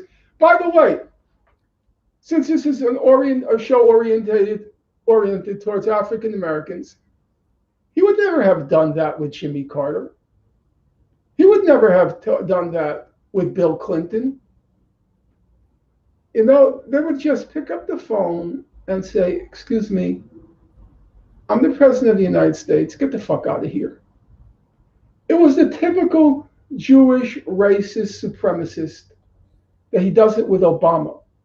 I'm no fan of Obama. I find him loathsome. However, it was pure racism. You could say both things at once, which is what I was trying to say earlier about Glenn Lurie. I don't like Obama, but it was clear what Netanyahu was doing. He did it because Obama was black. You know, yeah, and that's just something Obama, too. Netanyahu grew up in the United States. His father was this Neanderthal. You know, black people are Schwarzes. I guess Prescott knows what that is. Maybe your father never tell you. You know, it was I like, grew up in New York City, my man. I know exactly what the terms mean. right. Don't let me tell you what my retorts are either. Right. You know, he's a Schwarzer. And it carries on like that. But the point being, he comes to the US Congress. They mobilize the Jewish lobby, AIPAC. AIPAC spends, I think, about $30 million to try to block the deal. Nothing happened. It was a US national interest. They don't care what Israel wants. They will do what Israel wants when it's not a critical interest at stake. Where, say, like with the Cuba lobby, the US went along with the Cuba lobby because there wasn't a critical interest at stake in Cuba, even when Cuba was, wanting to be really within the US orbit. So the lobby has power, but the power ends where a US national interest steps in. And it was a very good question because the same thing is happening right now. Biden is making clear, I'm signing the deal. Israel is hysterical, doing everything it can to sabotage the deal, murdering this scientist, murdering that general, blowing up the nuclear reactor. It's obvious what they're doing. They're trying to sabotage the deal, to create a war and sabotage the deal. But the US, I've been following lately the negotiations. It's not even telling Israel what they're doing. It's like, but guys, butt out. No, and one of the reasons why, it's very interesting. One of the reasons why is because they just signed a $600 billion deal with China, the Iranians. Probably the most significant political event in the Middle East since the end of World War II. The Chinese are quietly stepping into US turf. It's a very funny thing. It's a very funny thing to watch. You know why? Because Trump and Pompeo, they tore up the agreement and they were walking around, we're going to make the Iranians crawl. We're going to make them beg us. We're going to make them do whatever we want. And guess what happened? The Iranians wanted to be in the Western sphere of influence. The technology, everything. They think that for them, the West is still where the action is. Guess what happened? They turned to China. They turned to China. It So is you like, can imagine Trump, Pompeo, they opened up the morning newspaper, they hear about this there, they're thinking, holy fuck, we just lost Iran. Yeah, they lost Iran. And that's why now Biden is trying to resume the agreement. They're getting worried. There's a problem here. Iran had an option. And they signed a 25-year deal. And it's a very different thing, because they signed a deal, $600 billion of investment from China, and Iran sells oil at a cut rate price to China. Okay, that's the deal. Now, here's the thing. Israel always carries on like, oh, we can blow up any country at once. That's what it does. The Europeans, what happens is Israel blows up Gaza every 2 or 3 years. And what do you think the Europeans do? They step in and rebuild it again. So they build the hospitals, they build the schools, they build the infrastructure. Israel blows it up. And then the Europeans step in and rebuild it. That's Israel's modus operandi. There's a definition of chutzpah. Chutzpah is the Jewish word for nerve. And one of the definitions is you defecate in front of somebody's house, and then you knock on the door and ask for toilet paper. And that's how Israel carries on with Gaza. We blow it up, and the Europeans have to rebuild it. We blow it up, we have to rebuild it. But guess what? China is making a big investment in Iran. You're not going to blow it up. That's a big problem for Israel. You don't get to blow up Iran anymore because the Chinese have invested in it, and they'll make it very clear. You don't blow it up. That's our investment. And let me add this to this. Someone brought up in the chat the fact that right now, as we speak, Joe Biden is acknowledging the Armenian genocide. Mm-hmm. What is all this for, in your opinion? I haven't followed because I got immersed in this book. I haven't been able to follow that particular thing. Obviously, it has something to do with Turkey, but I don't know what the current U.S.-Turkish relations are. Israel doesn't recognize the Armenian genocide because of Turkey. Or it didn't until recently. Maybe it just did. I can't remember. But whenever you hear Armenia, you have to think Turkey, because it's the Turks who deny it, and the countries walk on eggshells about recognizing it because how it's going to offend the Turkish government. Now, maybe Israel did just recognize it. I've forgotten. And Marcus, you wanted to add something? Yeah, I think that just between the relationships between China and Iran, and also just China building out its influence throughout, Belt and Road, and so it's kind of amazing. They had this climate summit, top 20 nations or some of the top 20 largest nations, and each head, got to say their piece. And Xi Jinping boastfully says we are, the Belt and Road. It's now the Green Belt and Road Initiative, and it's kind of this interesting thing view, because I was like, the deal that Iran and China signed was just like a few weeks ago. I haven't been able to see any details that have come of which of like what specifically China will be investing in, but I think it's got to be,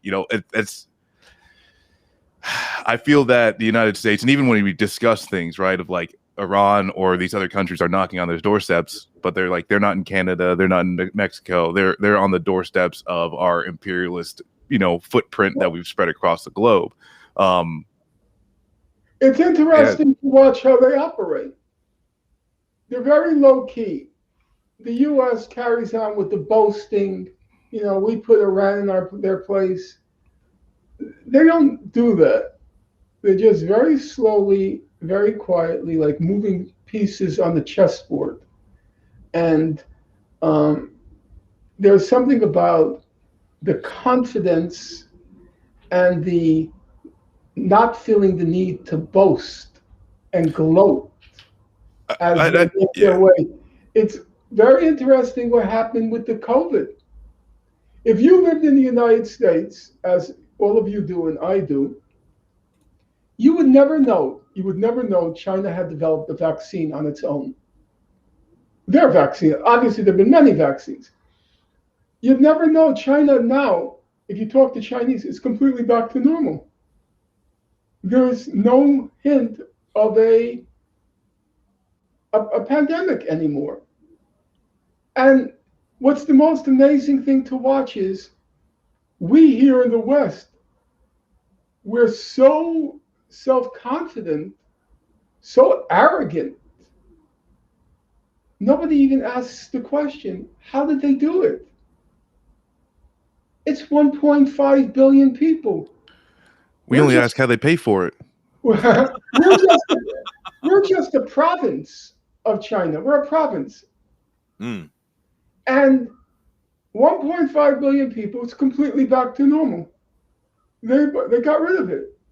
You'll never see, if you read the newspapers, have you ever seen an op-ed or an article, how did the Chinese do it and why can't we? The only thing I've seen is that the Chinese vaccine is not supposed to be as good, quote unquote. Yes, that, and they'll always talk about the authoritarian element as having been played a factor, which it did. It did. You can't deny the fact that they were very efficient. They were very efficient. And the truth, in my opinion, and I haven't studied China in a long time. I was a Maoist as a young man. And Someone asked about that in the chat. Asked about that. What moved you away from Maoism? Van Jones. That's, when I was growing up, it was Mao Zedong lived like him, dare to struggle, dare to win. It's true. I had posters all over my house, all over my room. Socialism is advancing from victory to victory. Long live the dictatorship of the proletariat. And once somebody arbitrarily shot a bullet in our house. Nothing, no assassination, just somebody shot a bullet. So my mother, terrified, she called the police. The police come. And then, oh my God, I forgot, they're going to go to Norman's room. They're going to see all these posters. So they go into my room, and my mother, she's very quick on her feet. You see the police, they're seeing these posters, not that they knew what the dictatorship of the proletariat was, or socialism is advancing to victory, but they obviously had a perplexed and maybe a little bit troubled look in their face. And my mother turns to them, and without missing a beat, she says, "My son likes Chinese people." I wanted to ask you, Norman, what do you think about the way anti-Semitism was used to neutralize Jeremy Corbyn in his British political? What do you? They try to use it on Bernie Sanders too. They never got to that point. Well, they used it on him, didn't they? Didn't they use it on They Norman? used it on Ilhan Omar, the people who surrounded him. But they never quite got to him because it wasn't yet the general election. If it got to the general election, yes, they would have played that card against him. Whether it would have been effective, in Corbyn, it was a disaster because he wasn't Jewish. It was probably the most cynical political ploy in modern politics. It really was. I would say it's probably the most cynical. I wrote a lot about, I didn't write a lot about it, I talked a lot about it. I was begging Corbyn, don't go down this road, don't apologize. Because it has nothing to do with anti-Semitism. They want to stop you. They're just playing the anti-Semitism card. So don't apologize, you're wasting your time. Because they don't want to apologize. They don't want you to apologize for anti-Semitism. They don't want you to run for office. They want to stop you. So what are you apologizing for?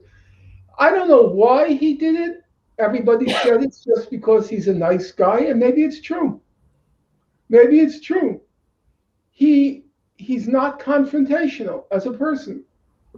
And so he got wiped up. Now, would he have won in the absence of that campaign? Probably not, but it's one of those, politics is mostly flukes. I mean, we wish it were calculated, and we wish you could predict everything, but it's flukes. Why did Trump lose the last election? A fluke. Out of thin air came COVID. If it weren't for COVID, who would have voted for Biden? He was an Egyptian mummy. Damn. But it was a fluke. It was COVID. It was COVID that flipped it against Trump. And with Corbyn, it was this thing called Brexit, whether the British were going to exit from the European Union. Not worth going into the details, but it was Brexit that undid Corbyn. What happened with the anti-Semitism thing was countries like strong leaders. They like strong leaders, for better or for worse, probably for worse. And Corbyn kept apologizing and apologizing and apologizing. And he came across as so weak and so lacking in backbone that if you looked at the polls, I followed it very closely. If you looked at the polls, they kept describing him as a weak leader, as feeble. And that was an element. It was an element. But the key thing was this issue over Brexit, exiting from the European Union. That's politics. It was a fluke. Here it was COVID. If it weren't for COVID, I think Biden would have been slaughtered. I mean, can you imagine the debates between Trump and Biden? It would have been a catastrophe.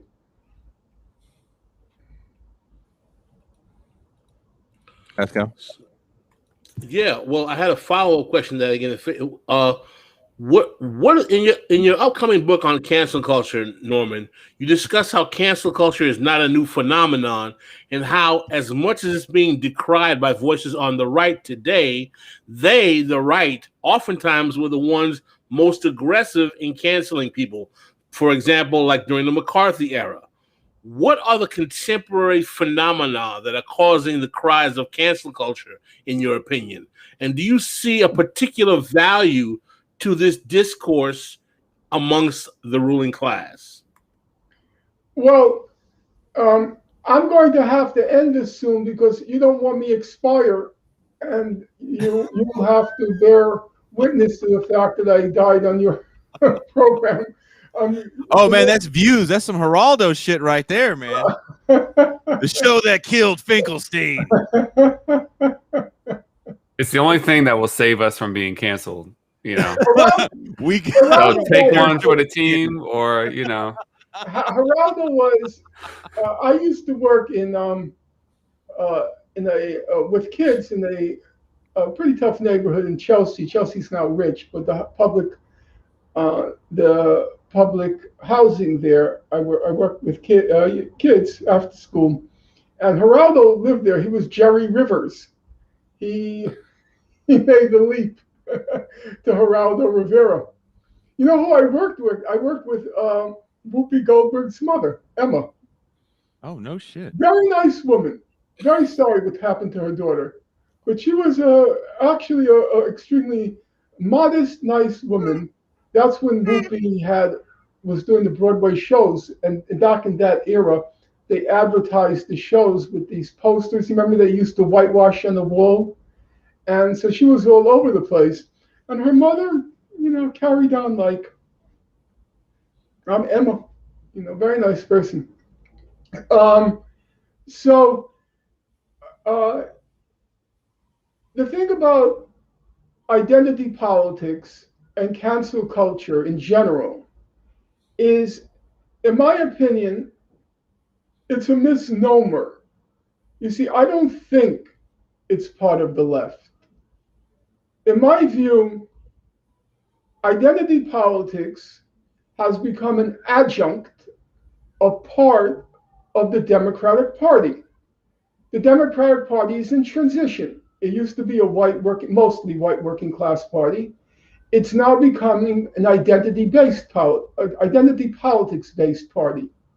And one of its instruments, one of its adjuncts, is identity politics. And you could see it. It's very interesting to watch. And you all, and myself, we got to watch it in real time. So what happened?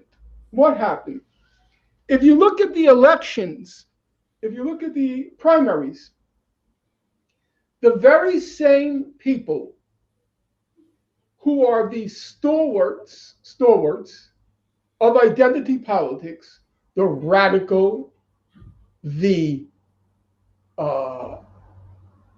thisist and thatist, fighting male supremacy, fighting racism, fighting misogyny, holding high pride in their race. Where did you see them? Where were they featured? They were featured in the New York Times. That's kind of strange. The New York Times is now a radical newspaper. The New York Times, it was calling de Blasio, our mayor, a racist. It was denouncing the police. I'm thinking to myself, New York Times? Is this the same New York Times that I know? And they were featured on MSNBC. Joy Reid, all of them. But here's the thing. The very same people who are the stalwarts of identity politics were the very same people who were called out to stop Bernie Sanders. They were the ones who were called out to stop Bernie Sanders. Look at it. Watch what happened. You remember in 2016 when John Lewis came out and he said, I never saw Bernie in the civil rights movement. I saw Bill and Hillary. You remember in I think civil 2020? rights. I always think Bill Clinton. Yeah, 100. I don't know about you. Bill Yeah. Clinton civil rights because he played the saxophone. So that's what On Arsenio. right. They brought out Whoopi Goldberg in 2020. He's on The View. She says to him, she snarls at him, when are you going to drop out of this race? Cool, hip Whoopi. Cool, hip Whoopi. When are you going to drop out of this race? She snarls at him. Joy Reid. She brings out a body language reader. Oh yeah, A body language reader. Because he was Talk talking about to Jew. anti-Semitism. Yeah. Real, though. He sits all Jewy like. Right. They brought Real. out all the identity politics people to derail the Bernie locomotive. That's their job. That's the quid pro quo.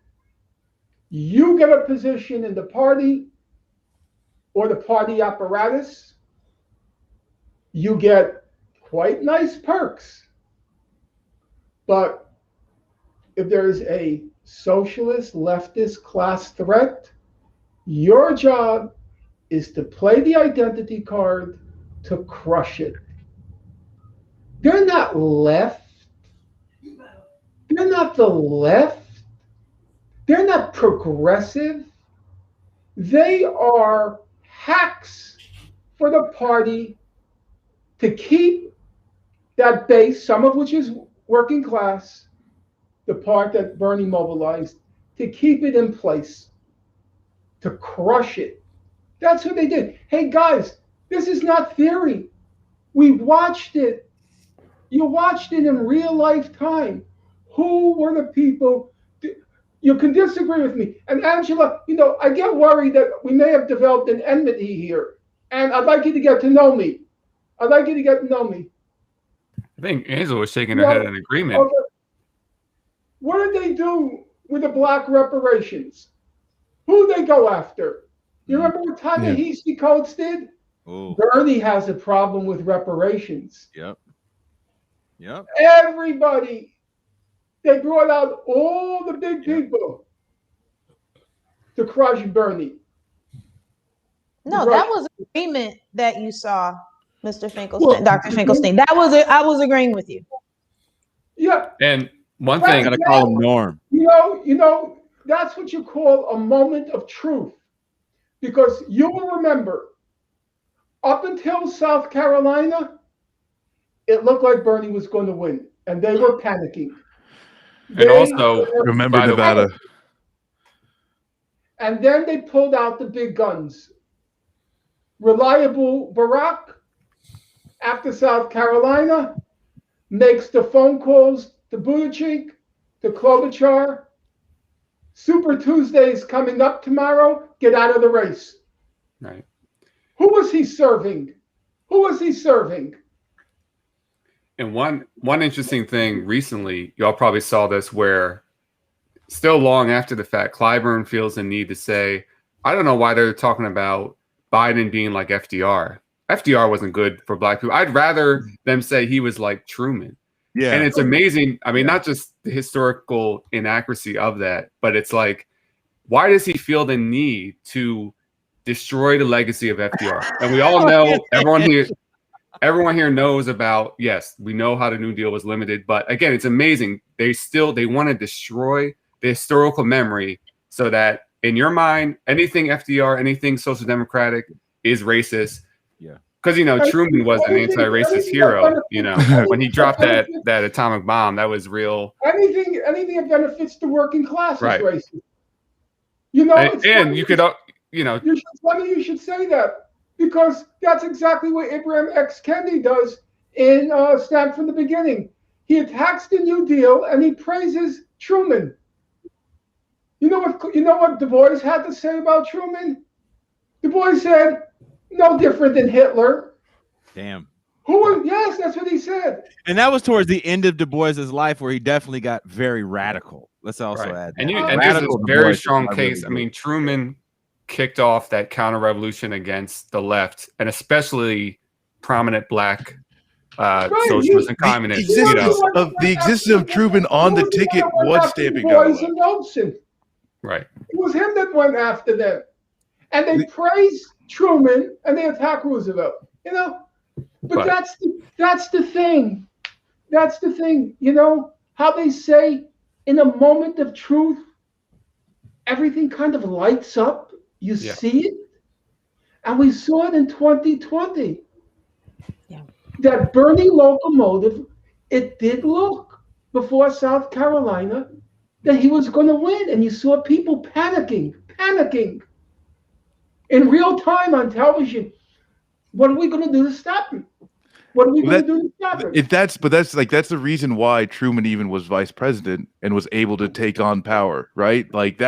Truman wasn't FDR's vice president until the party came in and said, no, we're going to force him down your throat, right on the edge of death's door. You know, we know that you're not going to stop winning. We also know that you're not going to live forever. So go ahead, run again.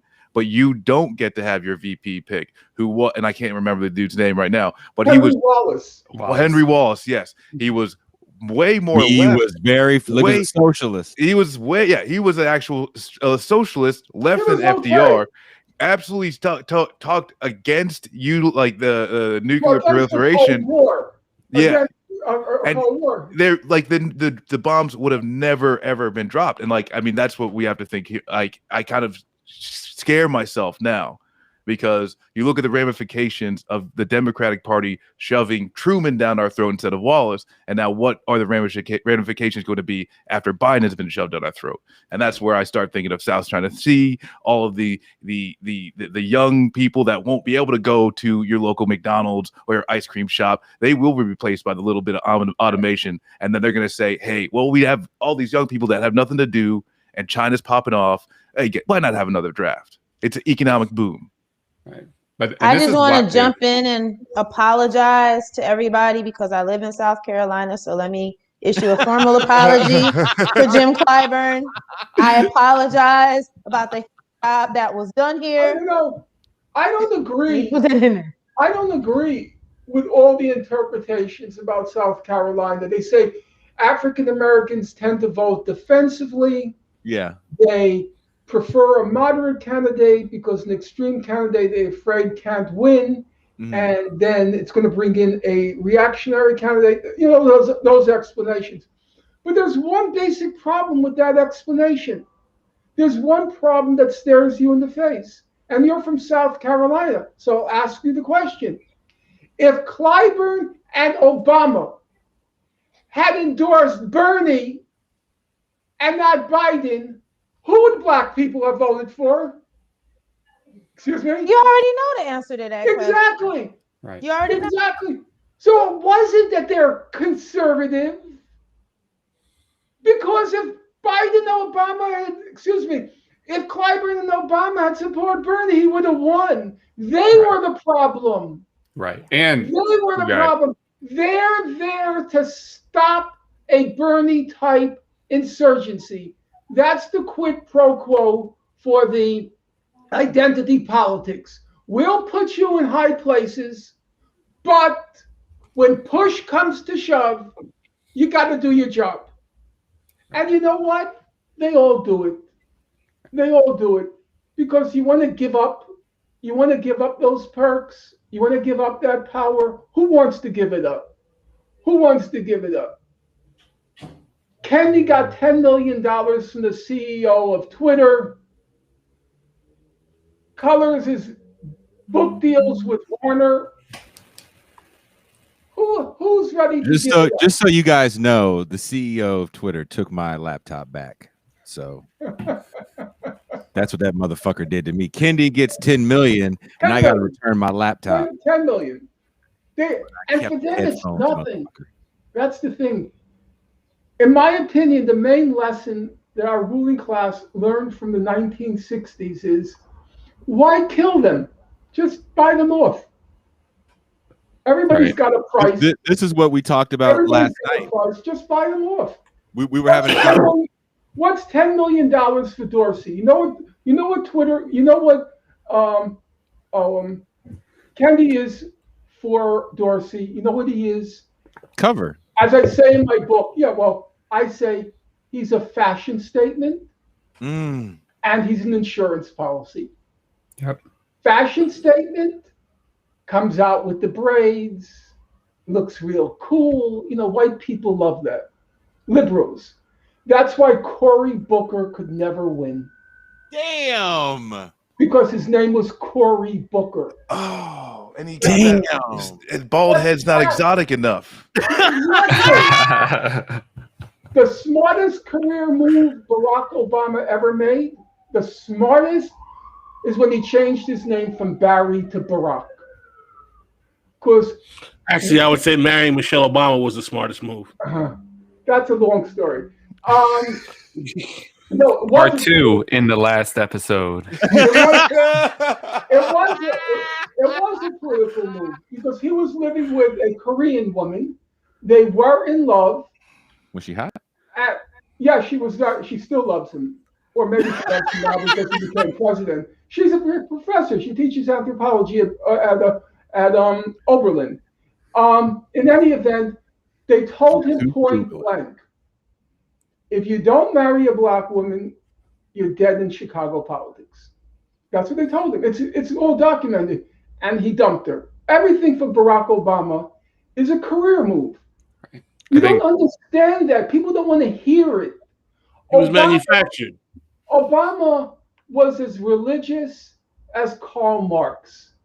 If you listen to his friends, every single one of his friends says the same thing. Obama doesn't have a religious bone in his body. And then he knew in Chicago, well, he said it. He said himself in one of his speeches, he says, the American people are religious people. That's just a fact. Gotta discover religion. I recently read a book of his speeches. I was shocked. About 90% of his speeches are about God and grace. I'm serious. And here's a guy who every single one of his friends says, this guy doesn't have a religious bone in his body. At least he didn't call it 2 Corinthians like Trump did, though. Okay. So then he changed his name to Barack, and white people love that. And that's the thing with Kendi. You want to get an extra $10 million? Here, Angela, Pascal, Prescott, it's a little hard, Mr. Myers, and the other fellow. All you have to do is throw an X in your name. No, it's true. I think the real question is how will white voters stick in an X? He became Ibram X Kendi, and he's chill. And white woke people love it.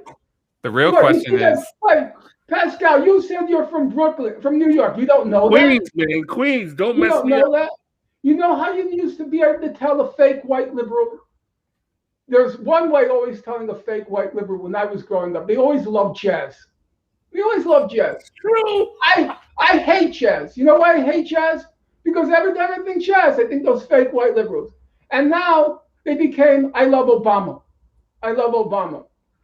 So Kendi, he throws in an X, gets the braids down to his shoulder, and he's a fashion statement for Dorsey. Now I'm cool. I'm chill. I'm down with the hood. I hang with Ibram X Kendi. And as you said, he's covered. It's a insurance policy. So Kendi will never say anything against him. And what's $10 million to this guy? I mean, it's an insurance policy. Insurance policies cost money. So he throws in $10 million, which for him is like a dime. And he's got his insurance policy.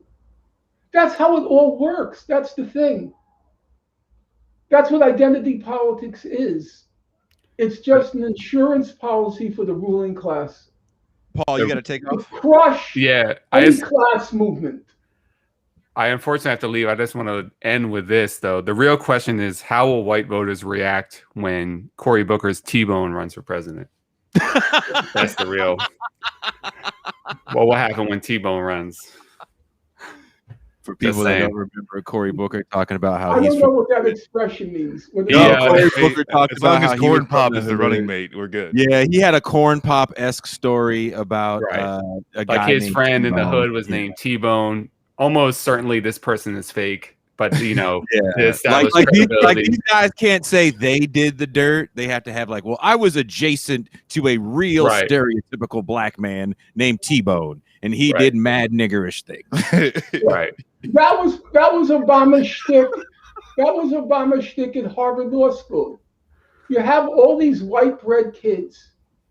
He comes in, he wears this worn leather jacket. He has the cigarette dangling from his mouth. He comes in as the community organizer.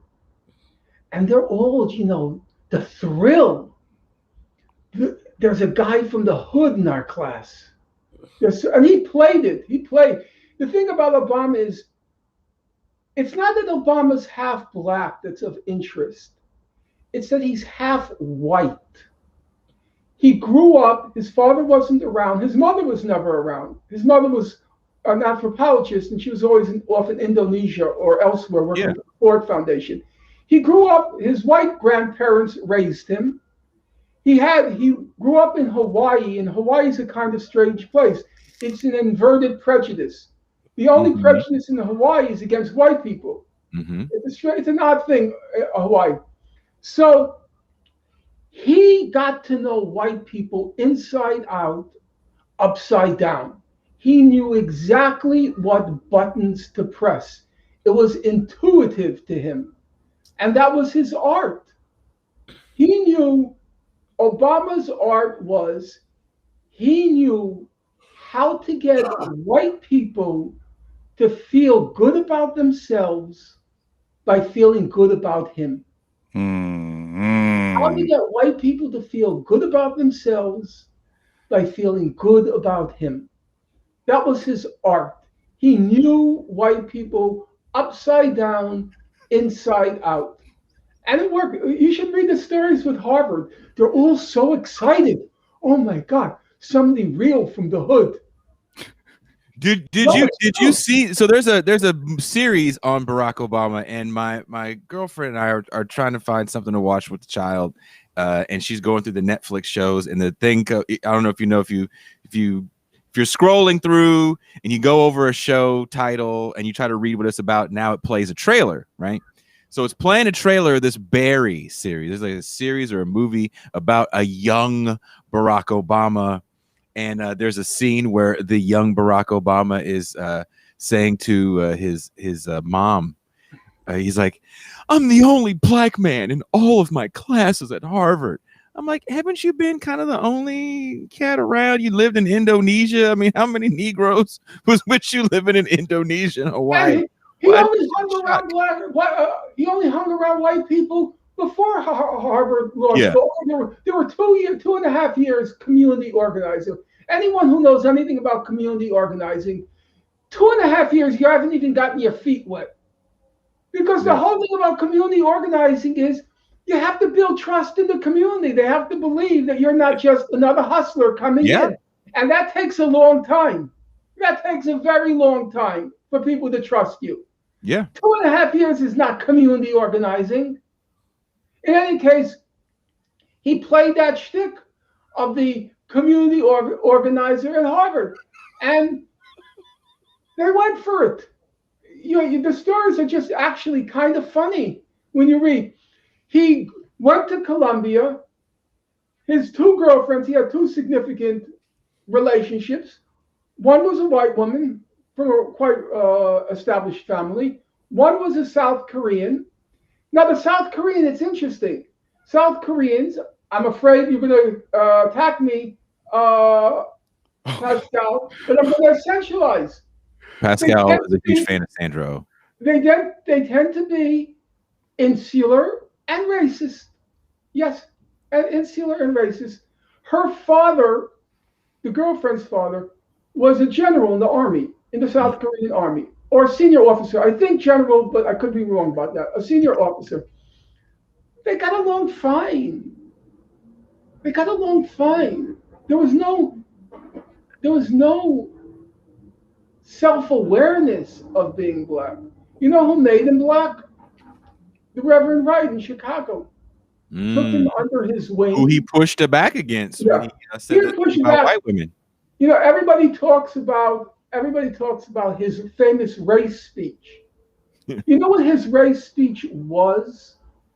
He took his grandmother, he took his pastor, he took the woman who raised him, his grandmother, he took his pastor, who was his surrogate father, and he took both of them and threw them under the bus.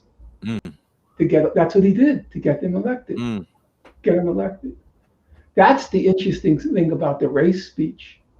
He had no compunction about throwing his grandmother who raised him and his pastor, who was his surrogate father, threw them both under the bus. That's who he is. Do I think that's terrible? Not really, because that's what most politicians do. You have to be honest about that. So I don't have a problem with that. What I have the problem with is this Obama cult that he can do no evil, that he's better. He's like them all. He's like all of them. Okay, guys. So. Here I am. Thank you very much. You're welcome always to visit, but please, no jazz. These instruments behind me do not play jazz. They do not play jazz. So, Angela, a genuine pleasure. I know, for your generation, I can come across harsh. I know that, and abrasive. It's not because of my age. I don't think it's because I went through so many quote unquote radical phases, only to be disillusioned, only to watch people in whom I invested a lot, and then just see, when I was a kid, a 16-year-old kid, I lived, swore, and breathed by Angela Davis. I mean, to the point that was complete lunacy, frankly. And I mean, I live in this all-Jewish neighborhood, and I sent out in 1970 Angela Davis Christmas cards. It's like, I was a complete nut.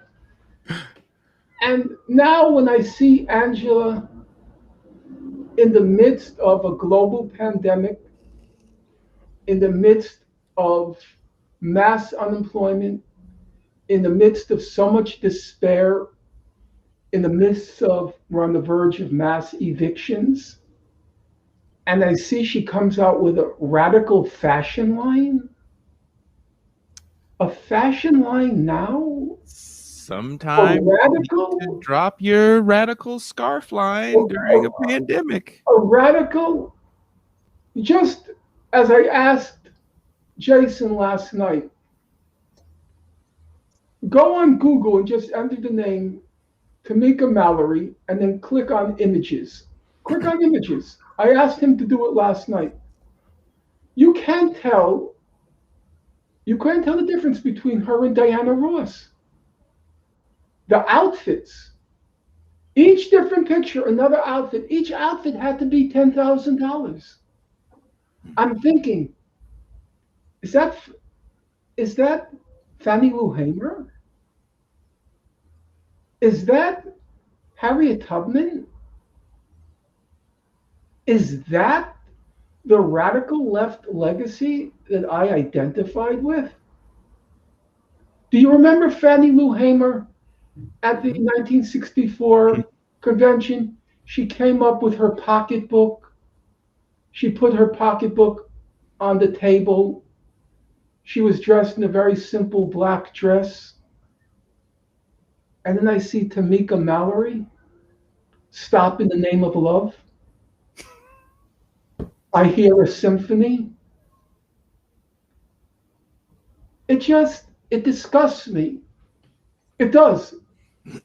What you hear when you hear from me is disgust. It is.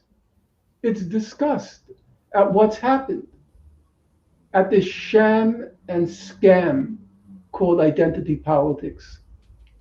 Respect for people for their sexual orientation. Hey, I'm kind of a softie inside. Anybody who finds the courage to assert their human dignity, it's a very touching sight for me. I get kind of watery-eyed, teary-eyed. You're asserting your human dignity.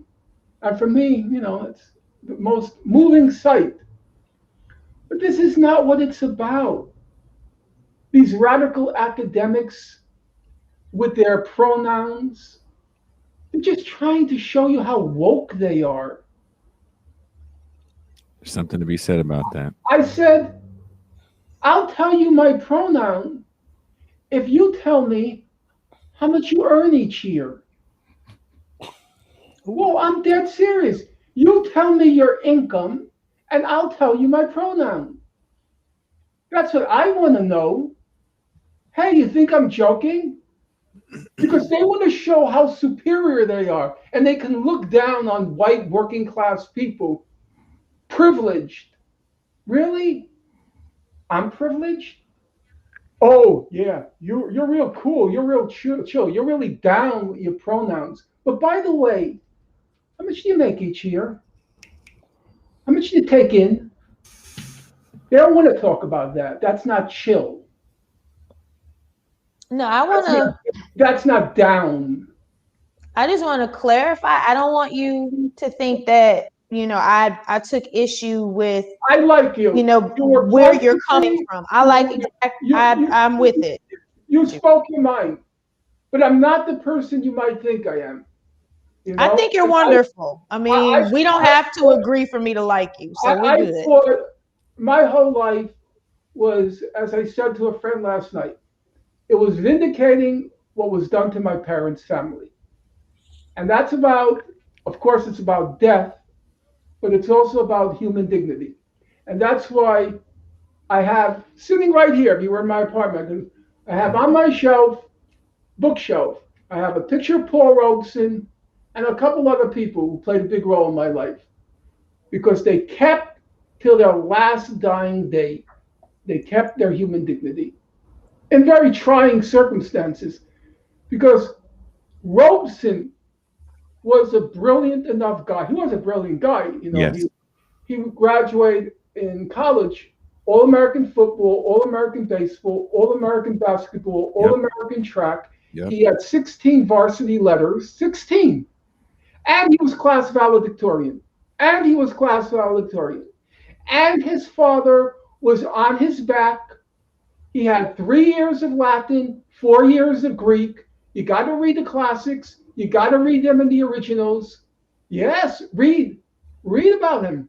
Yeah, no, I got Gerald Horne's biography about autobiography, because he's very modest. It's called Here I Stand. Very tiny. But he talks about that. The importance of excelling at everything, not just at sports, at everything. His father was a pastor, not accepting second best. And Robeson was smart enough to know, for sure, he made some real mistakes with the Soviet Union. He made some errors. And that's not a good feeling, because he supported that cause because he believed in it. He made a mistake. Like I made a mistake. I made a mistake with my Maoism. You make a mistake. And it's a very humiliating thing, because they kept saying to him, hey, Khrushchev said Stalin was a monster. What do you think now? That's what they were taunting him during the McCarthy trial. What do you think now? And of course, part of him knew it was true. Part of him knew it was true. He made a mistake. And through it all, he tried to keep his dignity. Very tragic at the end. You know, the last 15 years of his life, he was in seclusion. From 1961, he moved in with his sister, Marion, in Philadelphia. And he was in seclusion. And I read somewhere he was deeply hurt that, and this gets back to the question earlier with me, and people now saying, oh, he doesn't support the Palestinians, he's a liberal Zionist. He wasn't invited to the March on Washington. After all the sacrifices he made. And they didn't invite him, because he was a communist. And he was pained by that. So for me, it's always been about human dignity. Of course, it's about murder, death, and also, which comes before dignity. But it's always been about human dignity. And I deeply respect anyone and everyone who finds the internal courage to assert their equality, their humanity, and their dignity. But then I Googled Tamika Mallory, and what is this? She's problematic. I'm just gonna say that. Problematic as fuck.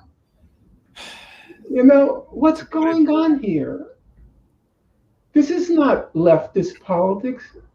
This is just people they're ghouls and grave robbers, profiteering from the dead, and then getting invited to all these elite circles, the Grammys, the Oscars, and the quid pro quo is, when push comes to shove, they drag you out. When are you going to drop out of the race? She snarls at him. Fills me with disgust. And that's where my, as it were, abrasiveness comes from. As the expression has it, been there, done that, and I'm not going through it again. I'm going to call it as I see it. And you don't like it? Okay, cancel me. But guess what? It's too late. I was already canceled. Hey, thanks again for coming on, Norm. Okay. We want to have you back at some point, probably when the book is done. And we can talk more about the book and also get more into all 75 books you've written. No, 75 is my book sales.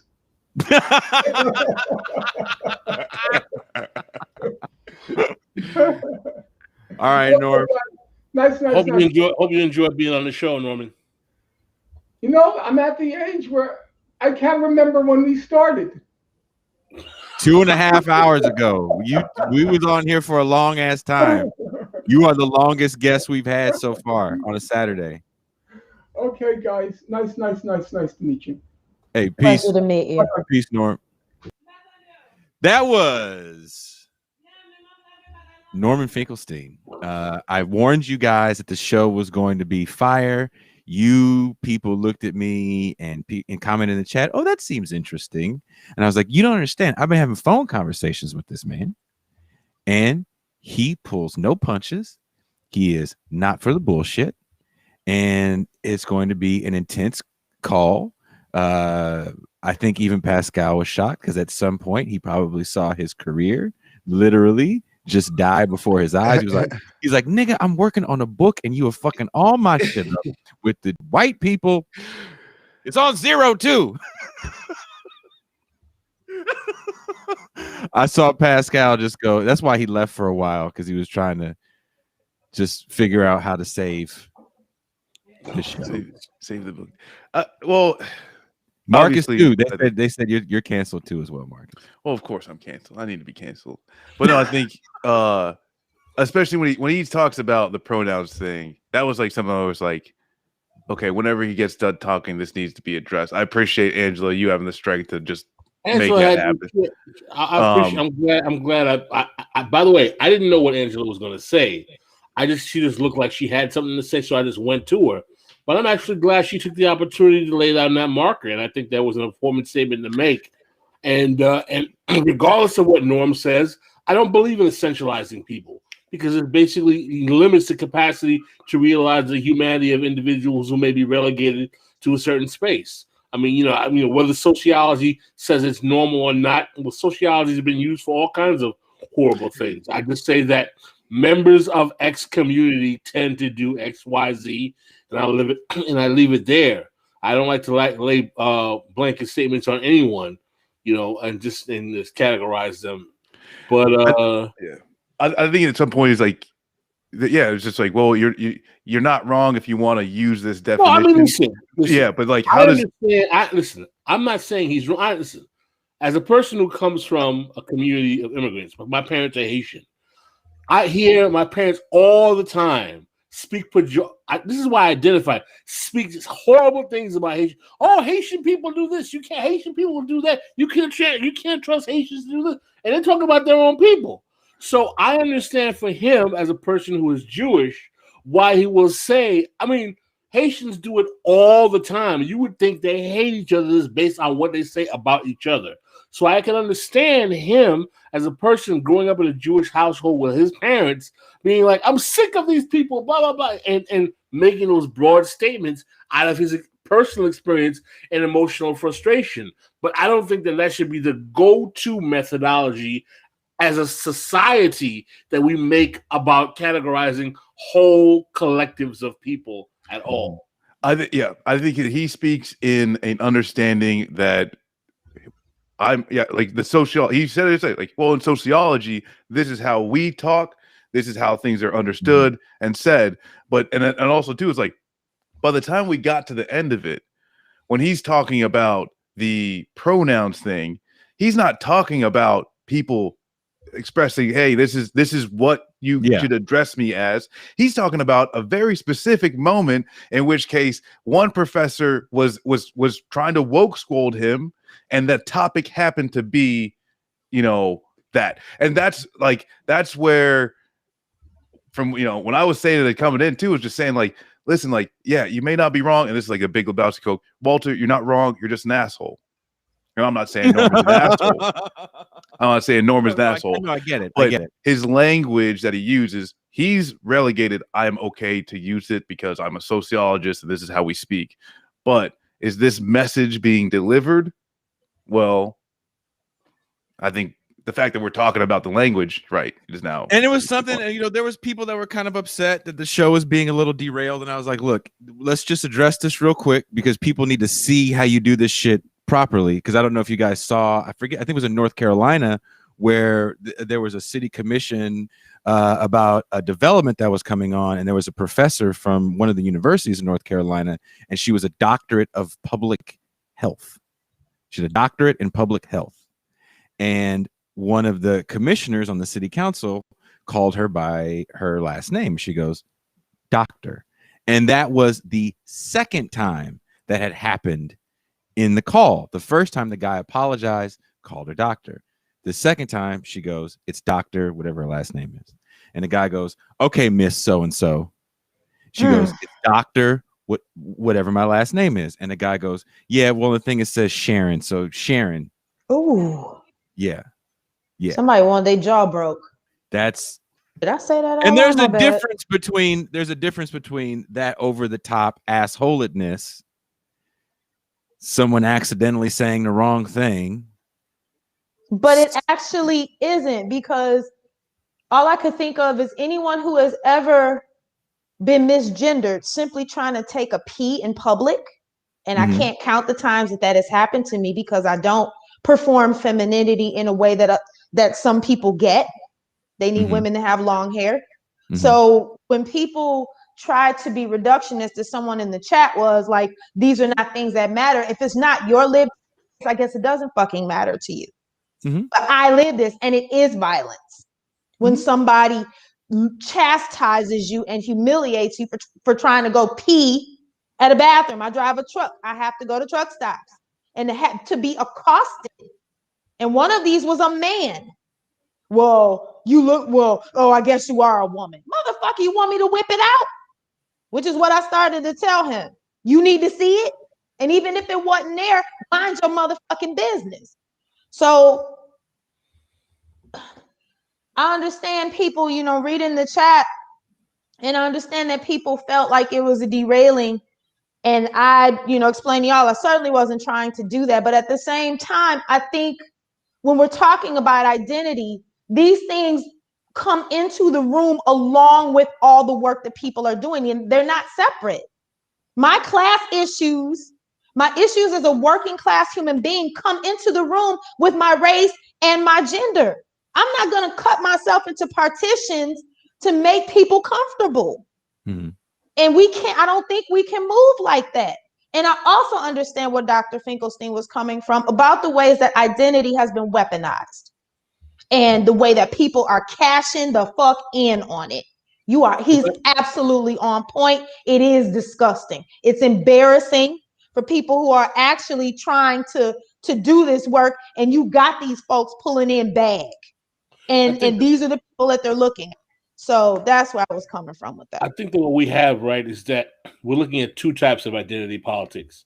We have neoliberal identity politics or identity reductionism, and we have people who are rooting how their identity is denied resources in political economy, i.e. their blackness rendering them to the reserve army of labor, i.e. black women being i.e. working class black women. So there is a classed mechanism or methodology of how identity is being weaponized by liberal elites to basically neutralize a working class coalition of all people addressing the materiality of their personal conditions in a way that highlights how, even though, yes, all of us are all being materially ground to powder as working class and poor people, there are differentiations in degrees because of the way in which these ideas are utilized in capitalism, whether they be gender or race or even sexual orientation.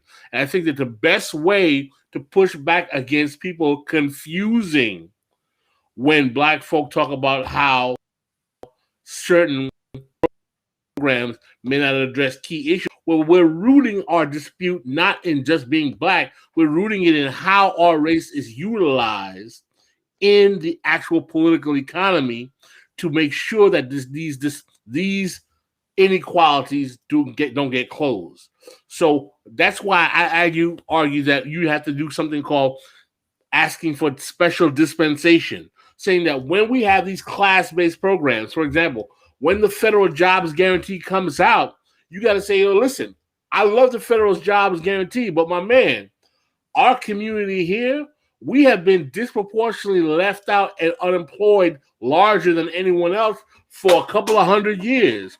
Maybe we need to get about 25% of these federal jobs as opposed to 14, because we got more people who have been denied the ability to get work in the regular workforce. And that, to me, is not about identity politics. That's about making a special dispensation for your particular position when class remedies are instituted to address the fact that you have been rooted in exclusion in this capitalist system in a way that has not been addressed. So a class-based remedy has to make that particular nuance in its application. Pastor, I got one of those. Like, would you accept if someone said they weren't going to give any special dispensation to anyone that had to prove that they were Black or African American or whatever, but just based off of income? Like, if there was special, considerations based off a job, I mean, it would be race. It would be just because you were Black. I don't know, someone like Bob Smith, who's worth $5 billion.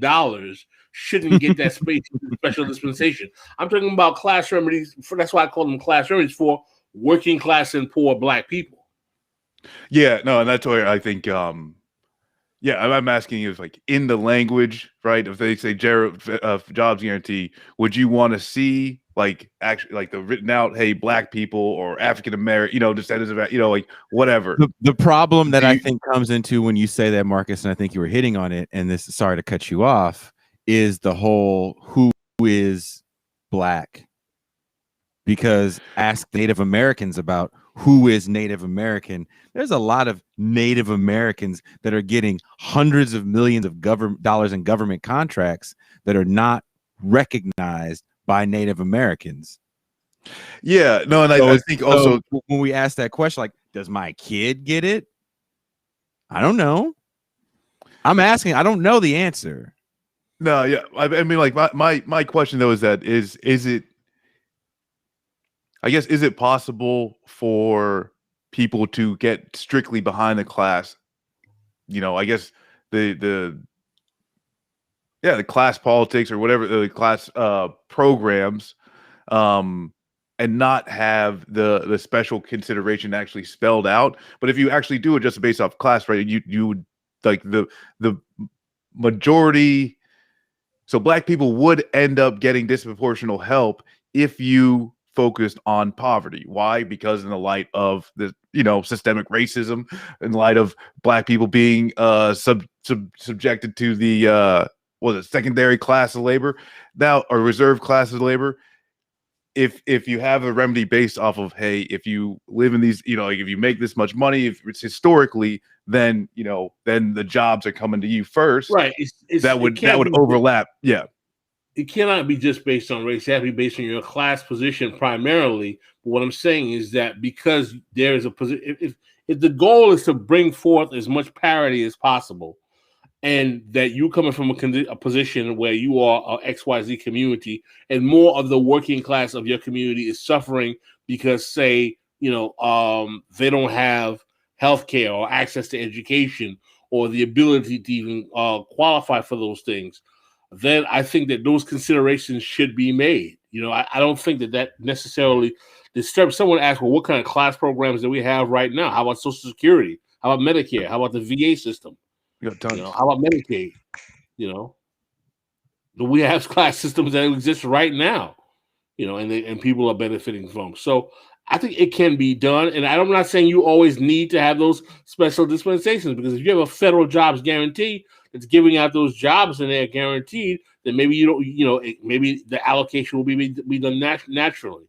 What I'm saying is that the argument to demonstrate how race or gender is particularly utilized in the capitalist system to affect certain contingencies of identity should not be just totally relegated, like, oh, this is identity politics, and because is it identity politics that we talk about? The white working class for 50 years bipartisanly as like how we have to worry about the white working class.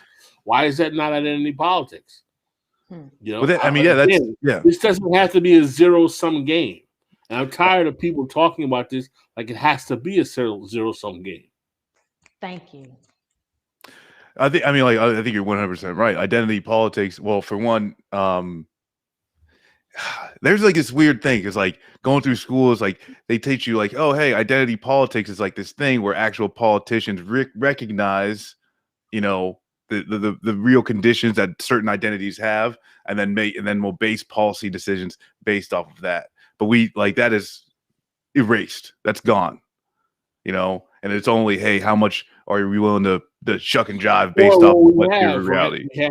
We have the kind of identity politics where we have what Preston Smith called racial democracy, where we have elites negotiating for race policy, but because it's negotiated through these brokers, whether they be the Urban League, the NAACP, or Black Lives Matter, it's done in a classed faction where college-educated professional Black elites get the disproportionate share of the benefits, and the Black poor or working class are left behind, i.e. the Civil Rights Movement, i.e. the Black capitalism under Nixon, i.e. a few of those other programs as well. So the consequence of that is that it creates a kind of class-tiered reality that ends up having a situation where you have the top 10% of black families having 75% of black wealth. Sorry, I was sharing this article. There's a couple articles in the LA Times, if you look them up, about this. What happened here? This was some white people claiming to be Cherokee, got $300 million in government contracts. There's another article about how $800 million were doled out. Is this how Elizabeth Warren got her Harvard education paid off? It's very similar to the Elizabeth Warren thing is a little different, but I would say similar in the sense of these cats kind of just made up some tribal shit and got crazy money from these government contracts. Well, yeah, that's like, I mean, when it comes to tribes, the United States codifies. Yeah, it codifies what it is to be a tribe, what it is to be an American Indian. And I say that because like that's literally the title that they use for one of the options. There's only a certain amount that they, give this designation to. There's a certain amount of money allocated right there, by the way. Holy shit. Get the fuck out of here.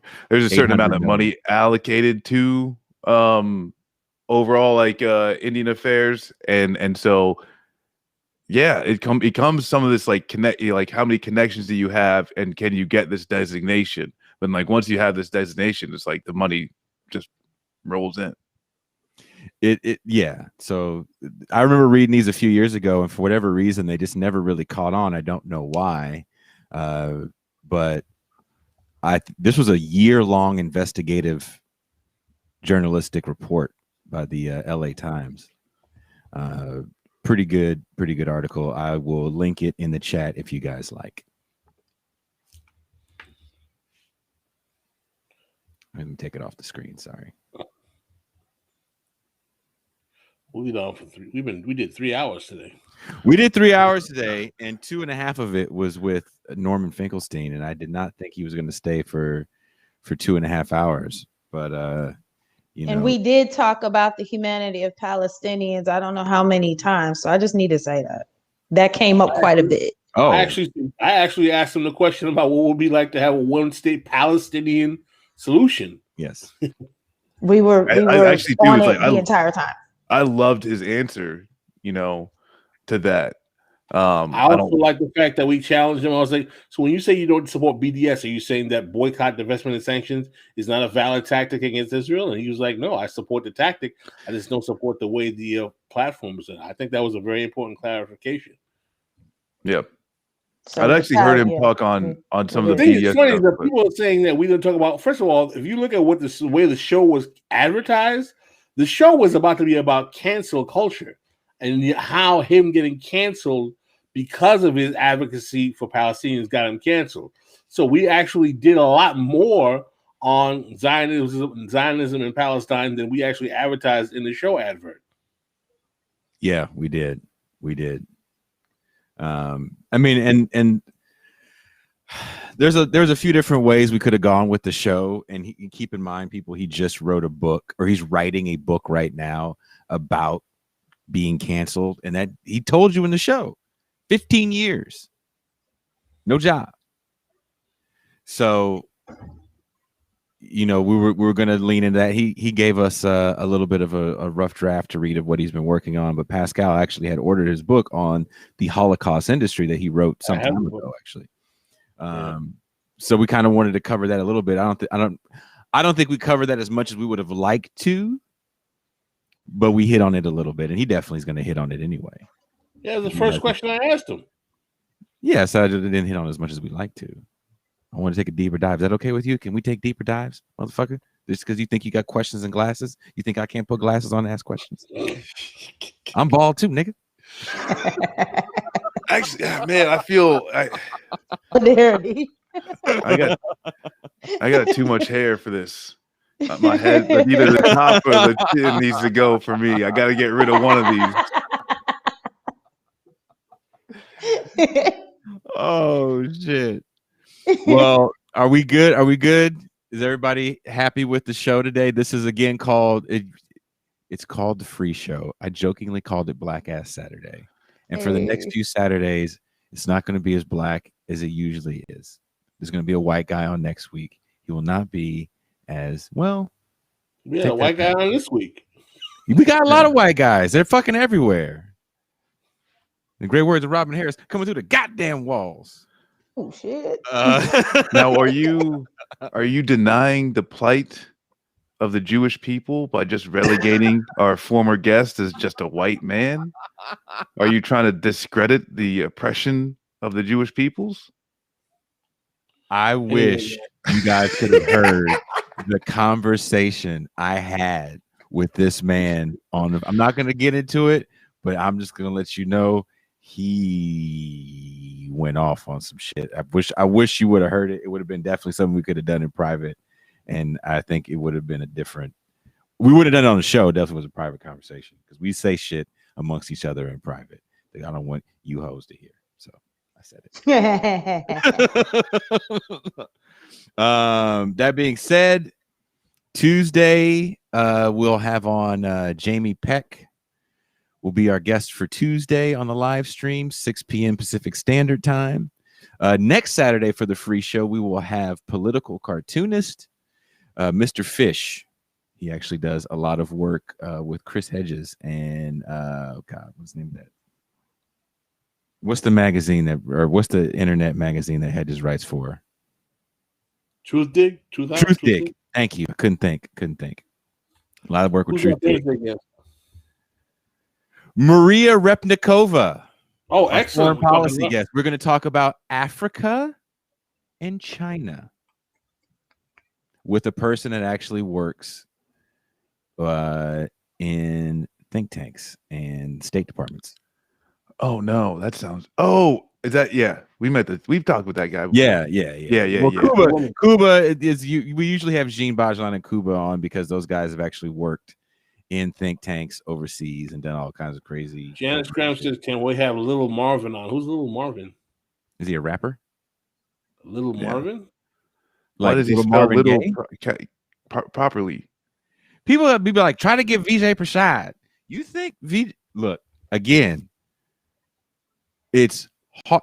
Angela, tell these people, it's hard to get people on the show. Like everybody says, you guys should have Brianna Joy Gray on. You guys should have Brianna Joy Gray is not fucking with anybody with 1,400 Twitter followers.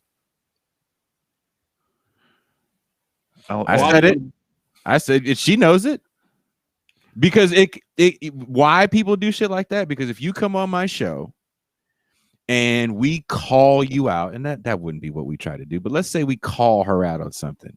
Now she had some motherfuckers with 1,500 subscribers that can't wait to call her out on some shit she said 5 years ago, and she's fucked up over it, and maybe she gets quote unquote canceled over it. Motherfuckers ain't risking that shit for 1,500 subscribers. I mean, I had to take down the force the vote shit in about 10 minutes, but nobody wants. That's what I'm saying. She knows that there's people that fucking push back against her shit, and this isn't a knock on her. I'm just saying this, and this is how this shit is usually played. When you have a bigger following, you probably don't want to go on a smaller show because you're afraid of what can happen to you by fucking with smaller people that have nothing to lose. She has everything to lose. She wants to see Little Marvin is the producer of Them, the TV show. I've heard about the show. I haven't seen That's them. I've heard bad things about it. That's right. Interesting. That would be very interesting. I've heard bad things about that show. You don't like it? I don't own a television, but I listen to people who do. My aunt was watching it and had some feelings around it, and then a couple of podcasts that I really love went in depth with it. It's not something would want to tune into for any number of reasons, but that's personal to me. I think that if folks are watching it, I think that would be a dope show to have that discussion, because there's things that are coming up as far as what is trauma porn, what is, what exactly is this, and things like that. I think it would be a really, really good discussion. I'm glad you said it. I didn't trauma porn. No, I'll say it all. I never heard that before. I have like nothing that. to lose. Hey, I got I something just to want lose. people to understand that I can bring on Norman Finkelstein and have him say outlandish shit because I have nothing to lose. I ain't got no money. The show is getting bigger, but it's not as big as we'd like it to be, of course. And if I got canceled tomorrow, I could still go get a fucking job at Taco Bell. You think Brianna Joy Gray, if she comes on here and we fucking call her, and that's why you're nappy head and just got on her like that, she's fucked up. We wouldn't do that, by the way. I wouldn't do that, but she's fucked up. Why do you think she goes on shows like fucking Jimmy Dore all the goddamn time? Why do you think she had Eddie Glaude on? You think she's getting passed? Do you think Cerise Bird-Stelly's going on her show? Hell no. And it's not a knock on her. It's just you get to a certain point in this shit, and unless that's your shtick, right? I'm the motherfucker that takes people on. Well, then that's just your shtick. That is not my shtick, and she doesn't know me from Adam. She's not going to spend the time to sit here and go, let me watch 15 of this nigga shows and see what he's about. She's going to ask somebody in her circle, if that, and usually people look at followings. We were talking about this with music. How do you think so-and-sos get on these fucking festivals and these big-ass tours? You think it has anything to do with the quality of the music? Hell no. How many followers they got? How many streams do they have? So VJ Prashad might be a different beast. Maybe we can get him. I would like to get him. Trust me, there's people we always say we should, we would like, we should, we would like, and I got a lot of blanks in the email right now of no responses. If you guys want these people on the show, I'll be real. People respond to see tweets. There's a gentleman that likes the show, and he actually sent out fucking tweets, and people actually got back to me because of the tweets this gentleman sent out. I'll be totally honest with you. Pascal and I are going to be on the Mickey Kant's show. A lot of it has to do with somebody fucking sending out a message. And Pascal wants to tell me that Twitter's not real life. I'm just messing with you. Anyway, I just wanted to say, for those who've been watching, we had a very good week of episodes this week.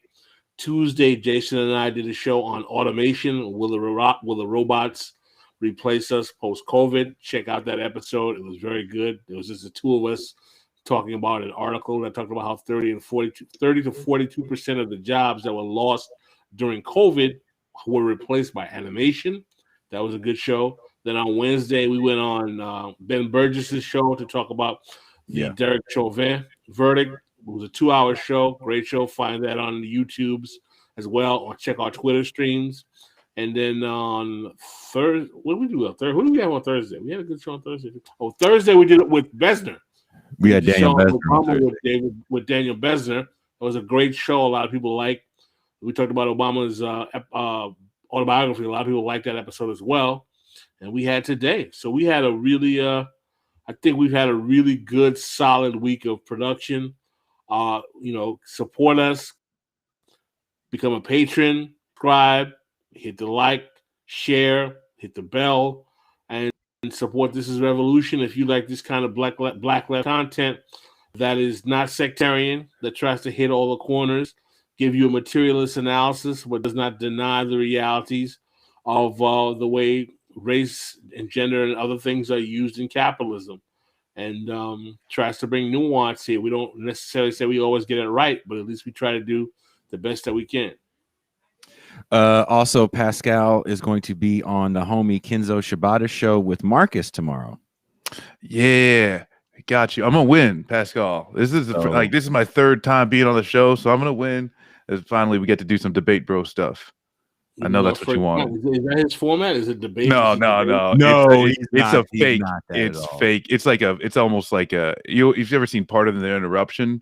It's like the sports show. It's very similar to that. It's similar to that, but it's like there's no points. People just talk and have a good time.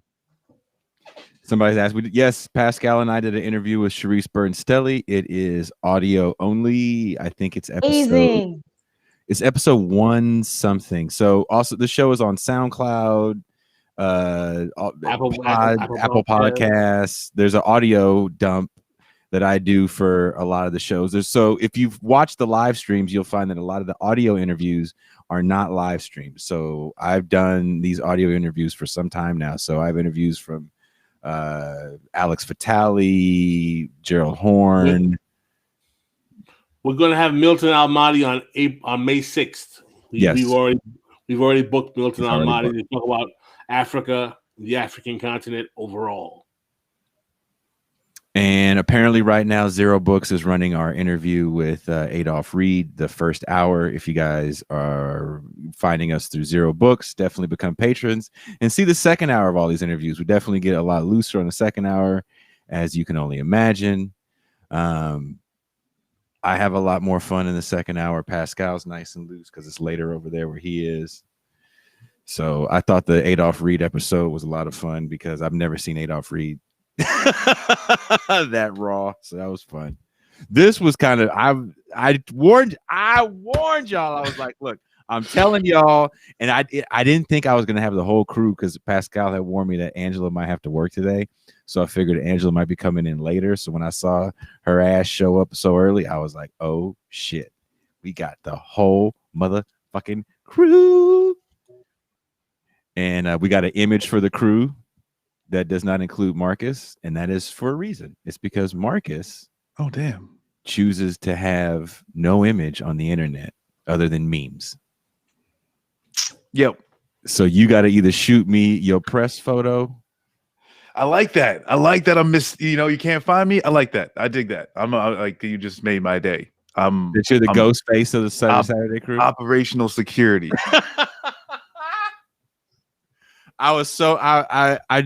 So the guy that does the images, I'll always send him an image, and he'll always take a different image than the one I send him because he's like, nah, this isn't good enough. I'll find a better one.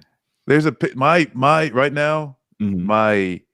My Avi for Twitter is myself and my cat Winston replacing DMX and Nas as the cover of Belly, and I don't know why you wouldn't want to use that picture. We can't use that picture, Marcus. We got serious photos. Angela, fresh shot.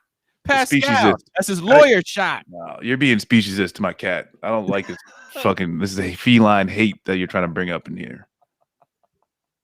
I say include Winston. I mean, that's some real shit. Well, include give Winston. Me a fucking shot of you and the fucking cat, man. I got to give it to the guy. The guy sitting here, he's like, Jason, I finally got this image up for you. And I'm looking at it. I'm like, oh, doesn't have, oh, you know why it doesn't have Marcus? Because he's like a fucking myth. The ghost.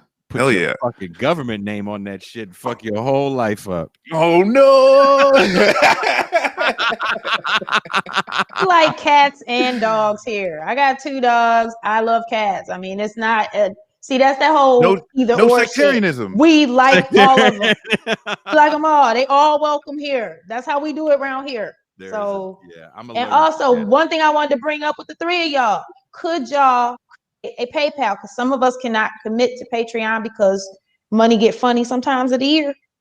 So we need y'all to make PayPal so folks can come by and drop stuff in the collection plate as they are able. So if you got a PayPal, I'll hit you that way too. I'm just saying. Marcus, when we talk about this beforehand, that I haven't had a chance to sit down with everybody and talk about all these ideas and get all this shit ironed out. So I will take the responsibility for that L. So next show, all that shit will be up. I promise you that. Look at Pascal looking mad. Why are you looking mad? Just look happy for us to change, motherfucker. I'm not, what? Yo, that's my normal. Yo, man, I'm just not Mr. I don't sit there all the time, man. Why you gotta go from mad to Bojangles? Can there be an in between? Goddamn. Welcome to This Is Revolution. Seriously. Why? Oh, listen, you ever look at the classic pictures of people, black people in the 30s and 40s? You ever notice one thing? No one is smiling. Do you know why that is? Cameras didn't work like they work now, motherfucker. This shit took forever. Them niggas would take the picture, nigga. That's why it looks like that. I've been sitting here for 25 minutes with these badass kids. You never got kicked in the nuts by a child taking a picture before, I can tell. You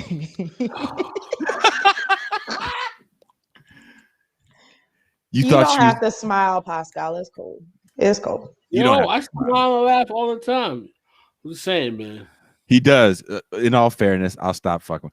We talk daily, and when we talk daily, it's usually a lot of shit talk, and the giggling is insane to the point where when Pascal calls or I call Pascal, my girl goes, "Are you talking to your girlfriend?" Aw. Man, you got the bromance. The bromance.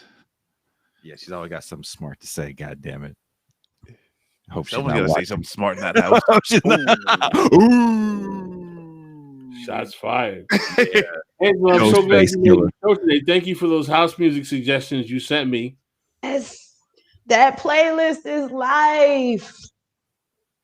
Thank you We gotta so do much. we have to do a whole episode on the politics of house music. Somebody actually proposed that to me. I can't remember who it was. Oh, wow. Had sent us that wanted to talk about like the history and how it kind of got co-opted. And I was like, oh wow, you know. Yes. Who can we get? Who can we get for that?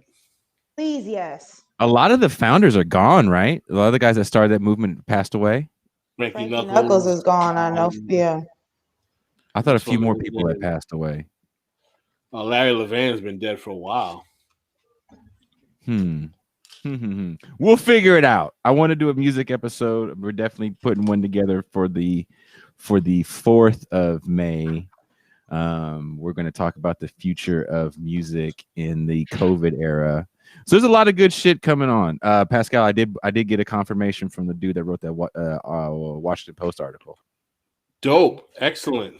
Tell people about the Washington Post article real quick. Yeah, there was an excellent Washington Post article written by a future guest that was shared with us by our friend of the show, Tori Reed. It talks about how one of the obstacles to police reform is the makeup of municipal governments and how the municipal governments defer a lot of police decision-making to city managers as opposed to the mayor.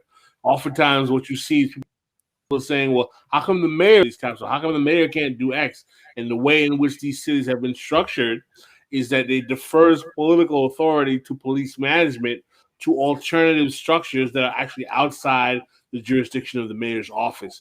Interesting article, and we're going to have the guest on who wrote it to talk about it. We'll share that right before we have that. When is that? Next Saturday? May 18th, which is a Tuesday, I believe. And one of these Saturdays, I have to look on the calendar. We have a woman that's going to talk about, she actually had wrote a paper about homelessness in LA, and a decision was coming down. I don't know if you guys saw it, where the mayor was like, well, we're going to round up all the homeless people and we're going to put them in shelters and housing. We got all this money for it. We're going to do it. But what was happening, the homeless rights advocates were saying, well, what you guys are trying to do is put them in temporary housing, not permanent housing. And you're using this as a way to round them up and get them the fuck off the street, because the people that were behind this bill were developers and the real estate lobbies. So this woman actually wrote a paper that a judge used to put a halt to the whole thing. And she's coming on the show as well. So we got some interesting shit planned. Someone said you guys shouldn't always go for the big names, try to get local people.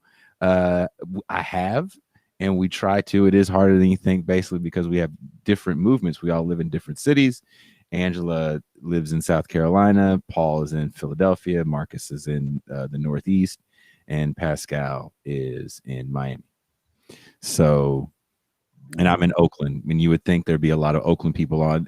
If you listen to the show when it was just audio only early on, when people still were coming in my studio, it was mostly just local, because there was people that were around that were community organizers, and we would do this same thing in studio, which I thought was a lot more fun. I can't wait till the world opens up again.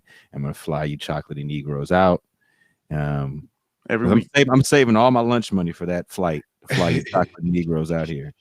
And we can have an in-studio show. We'll do it at the studio on the big stage. We need to have a leftist media influencer house. We could start developing that up. That way we all meet. The studio's all there for everybody to use. Yeah. Make it happen. That was the original plan with my studio. It just didn't work out that way. COVID came and scared a lot of people, and then I didn't want just anybody walking in the door, and also where it's located scared the Jesus out of most people that would come by, because the homeless campus it was just so massive and started to get really violent. So that being said, I want to say thank you to my wonderful Saturday Crew co-hosts. Maybe we should make some Saturday Crew t-shirts or some shit like that. Just trying to figure out how it will work. Working on some merchandise designs. Actually, while the show was going on, I was having a back and forth. That's why I was gone. About some designs for some ideas for This Is Revolution stuff. So I'm excited. Tomorrow, oh shit, I forgot to say tomorrow. So Pascal and Marcus are doing their thing tomorrow. Kenzo's about a show. Tomorrow, me, Ben Burgess, Forrest, who else? I'm gonna say his name wrong. Karthik. Thank you, Marcus. Yeah, I was actually DMing with Karthik this morning. We're doing a show. Are you coming on the show tomorrow for the Oscars? Me? Yeah. I wasn't invited.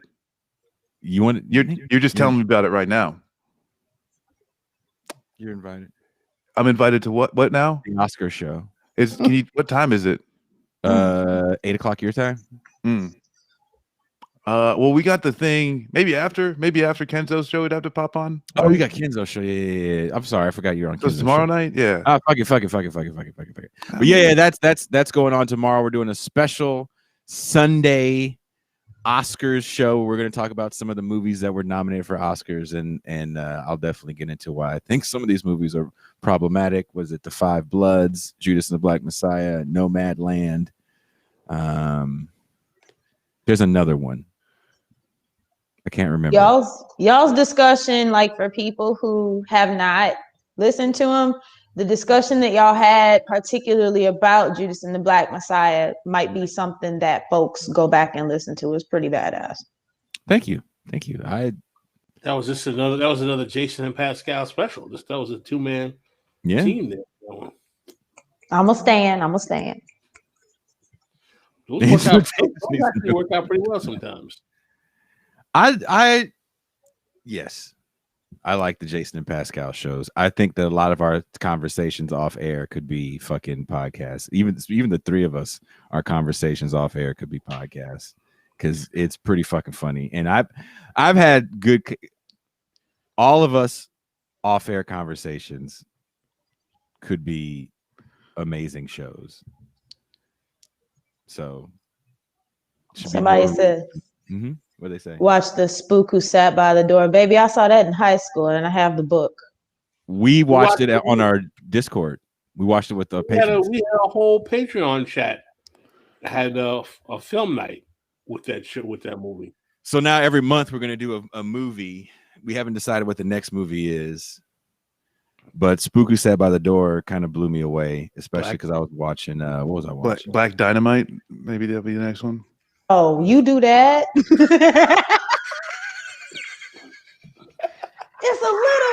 little.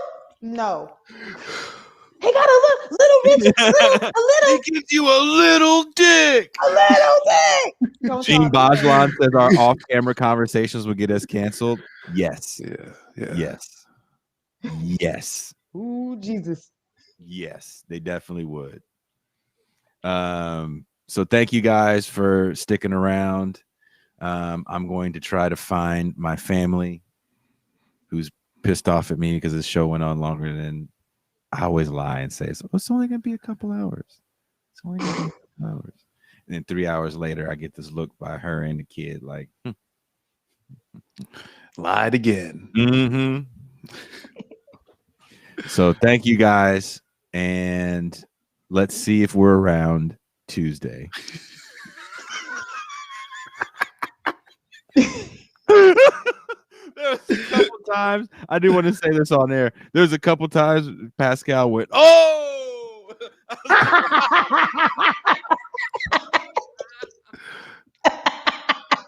because he knew he was like, oh shit.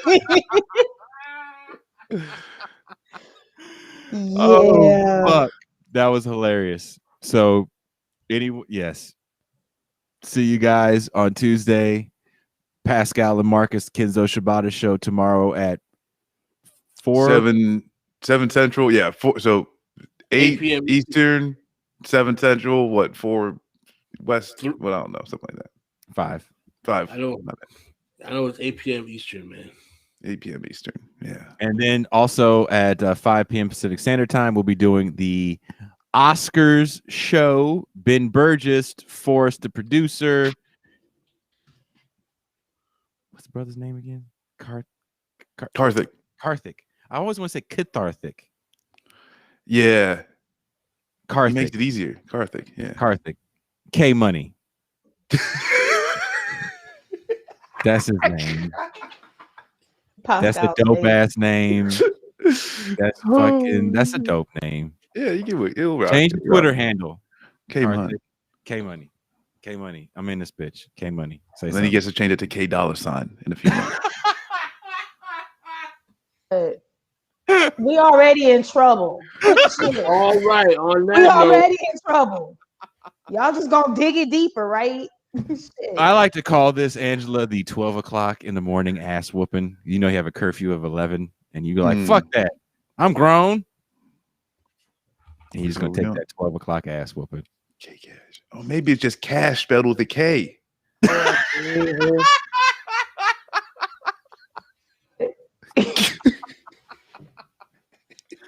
Oh, shit. Well, Karthik, Forrest, Karthik, actually, it was his idea. So I want to give him props. It was his idea, Forrest, and then we said Ben Burgess. Maybe we'll have Megan Day on as well from Jacobin. Not sure. So it'll be a lot of people talking about the Oscars. I didn't want to bother Angela with it because I know she actually has a life and she does a lot. I ain't got a life. I got to be in the bed at 8 o'clock because I have to be up at like 3 in the morning. It's fucking ridiculous. I ain't got no life. Like I said. Somebody says, Jay stay getting his ass whooped. If you only knew what my life was like as a teenager. I stayed having both divorced parents with a foot in the deepest region of my behind. Didn't matter what house I was going to. Yeah. All right. On that note, I